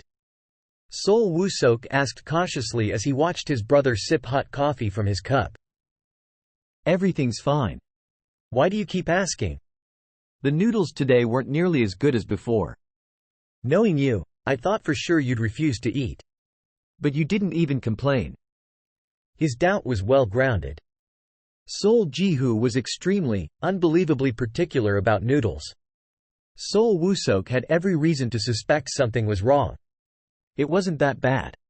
And you know how everything tastes good when you're hungry." "No, you can't fool me like that." "I know you. You're stricter than top chefs when it comes to noodles. Even when you're starving to death, you won't even look at the noodles that don't meet your standards." His brother was right, and Sol Jihu was forced to come up with a different excuse. "The food there was bad. You have no idea how much I missed outside food, Hung." He answered calmly even though his heart was filled with guilt towards Baek Haiju. "But you were gone for only a couple of months. How did you even survive the military?" A day felt almost like a month. A month? So that's about 7 years in total. Were you in the hyperbolic time chamber or something?" With a chuckle, Sol Wusok pulled out a pack of cigarettes from his shirt pocket. Out of habit, Sol Jihu fumbled in his pocket before lowering his arm. "Hey, here." With a cigarette in his mouth, Sol Wusok handed the pack of cigarettes to his brother. Quote. Sol Jihu stared at it for a moment and then shook his head. Sol Wusok's eyes widened. "What's wrong? I thought you didn't care about brands?" "Number." After a brief pause, Sol Jihu smiled. "I quit smoking." After dinner with his mother and brother, Sol Jihu immediately returned to his apartment. He gave them a plausible excuse for his absence so they wouldn't worry about him for the time being. As soon as he arrived in paradise, Sol Jihu headed straight to Valhalla. The Dawn Street was quiet and empty, and so was the Valhalla building. How much had Un Yuri grown? Were Yi Sol Ah and Yi Sungjin back? He knew that the Halab siblings and Seo Yuhui were back. How was everyone doing? He had so many questions. Quietly, Sol Jihu entered the building with a smile across his face. The next morning. At around 6 o'clock, Kim Hannah opened her eyes with a start, alarmed by the warmth next to her. A familiar smell caressed the tip of her nose. There was no doubt about it. It was him. She had just awakened from a dream in which a puppy resembling Sol Jihu jumped into her arms. Could that have been a prophecy of some sort? Kim Hannah asked with her eyes closed. "When did you get back?" "At dawn."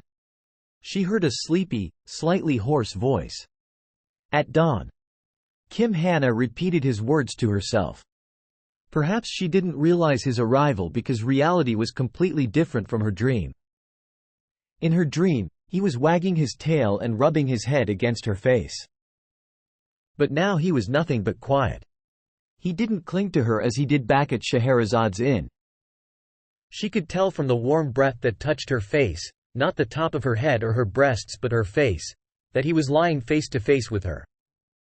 Who did he think he was, crawling into her bed in the middle of the night like some husband back from a long trip? Kim Hana let out a stifled giggle. You should have woken me up, sweetheart. She slowly stretched out her arm and placed her hand on Sol Ji-hoo's back. She moved it down slowly, impressed by the texture of his muscles under her palm. It was like touching a beautiful sculpture born at the hands of an artist. That's right. There's something I want to ask you. Kim Hana's hands suddenly paused while stroking down his back. Am I the first person you came to see? This is my room. Ah. She received an unexpected reply. It was indeed Sol Ji-hoo's room. Exhausted from working until past midnight, she had stopped by the closest room to her office instead of her own. As she recalled this, Kim Hana opened her eyes slightly. She then saw Sol Ji-hoo, eyes closed, under the bright sunlight. Kim Hana leaned back and watched his face, her own head supported by the palm of her hand. Shouldn't you be waking up? You are the representative. Just a little longer. It was still early in the morning. Kim Hana watched him for a while before getting out of bed. The clock was already pointing to 6:30 a.m. Each day she went to bed at 2 and got up at 6. For someone as meticulous as her, this was an unforeseeable delay. Sleep tight. I have so many things to discuss with you when you wake up. Ah.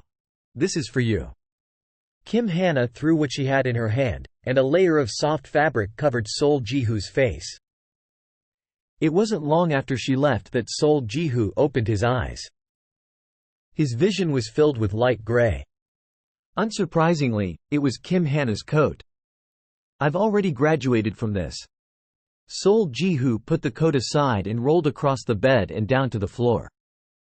The touch of the hard floor made him feel more comfortable, perhaps because he had gotten used to sleeping outside. This is bad. Sol Ji-hoo smiled bitterly. Suddenly he felt two pairs of eyes on him. Little Chick and the ghost were staring at him from the doorway. The sound of Kim Hana leaving seemed to have woken them. Oh! Sol Ji-hoo let out a short exclamation. Little Chick looked different than before. The feathers covering his body had become longer and softer. They looked chewy. On his forehead were two feathers, one scarlet and one indigo. He seemed to have undergone another evolution. Long time no see. Sol Ji-hoo greeted them. There was no reply. Both seemed perplexed. Come here. Sol Ji-hoo made clicking sounds with his tongue and reached out his hand to Little Chick. Screw you. Little Chick finally opened his beak.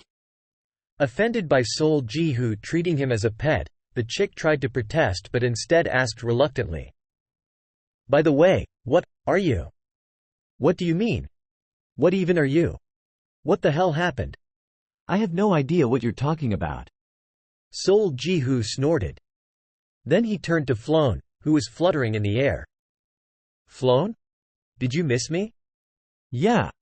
Floan hesitated before nodding reluctantly. She didn't sound so sure. Sol Ji-hoo spread out his arms. He waited for a hug, but Floan was still hesitating. Floan? Eventually, she hid behind Little Chick like a child that was shy of strangers. He could still see her, of course, but it was clear that she felt awkward around Sol Ji-hoo. What's wrong? I don't know. Floan grunted. It's weird. Your body and soul are the same. But your soul resonance is totally different from before. Soul resonance? Yeah. I can see it. And it's not just your wavelength. Your soul is also faintly shining, like a person who's training to become a saint. Who are you, really? Sol Ji-hoo's eyes spun around in a circle. And then he shrugged. Asterisk. The warm sunlight shone down on the city. Phi Sora was walking down the stairs with a belly full of breakfast. Don't tilde musical note call me tilde musical note a cruel woman tilde musical note. She was singing merrily but suddenly stopped. A familiar young man was climbing the stairs towards her. The unexpected encounter wiped her head clean of thought. The young man, too, noticed her coming down the stairs and waved his hand with a broad smile. "Ah, Miss Phi Sora."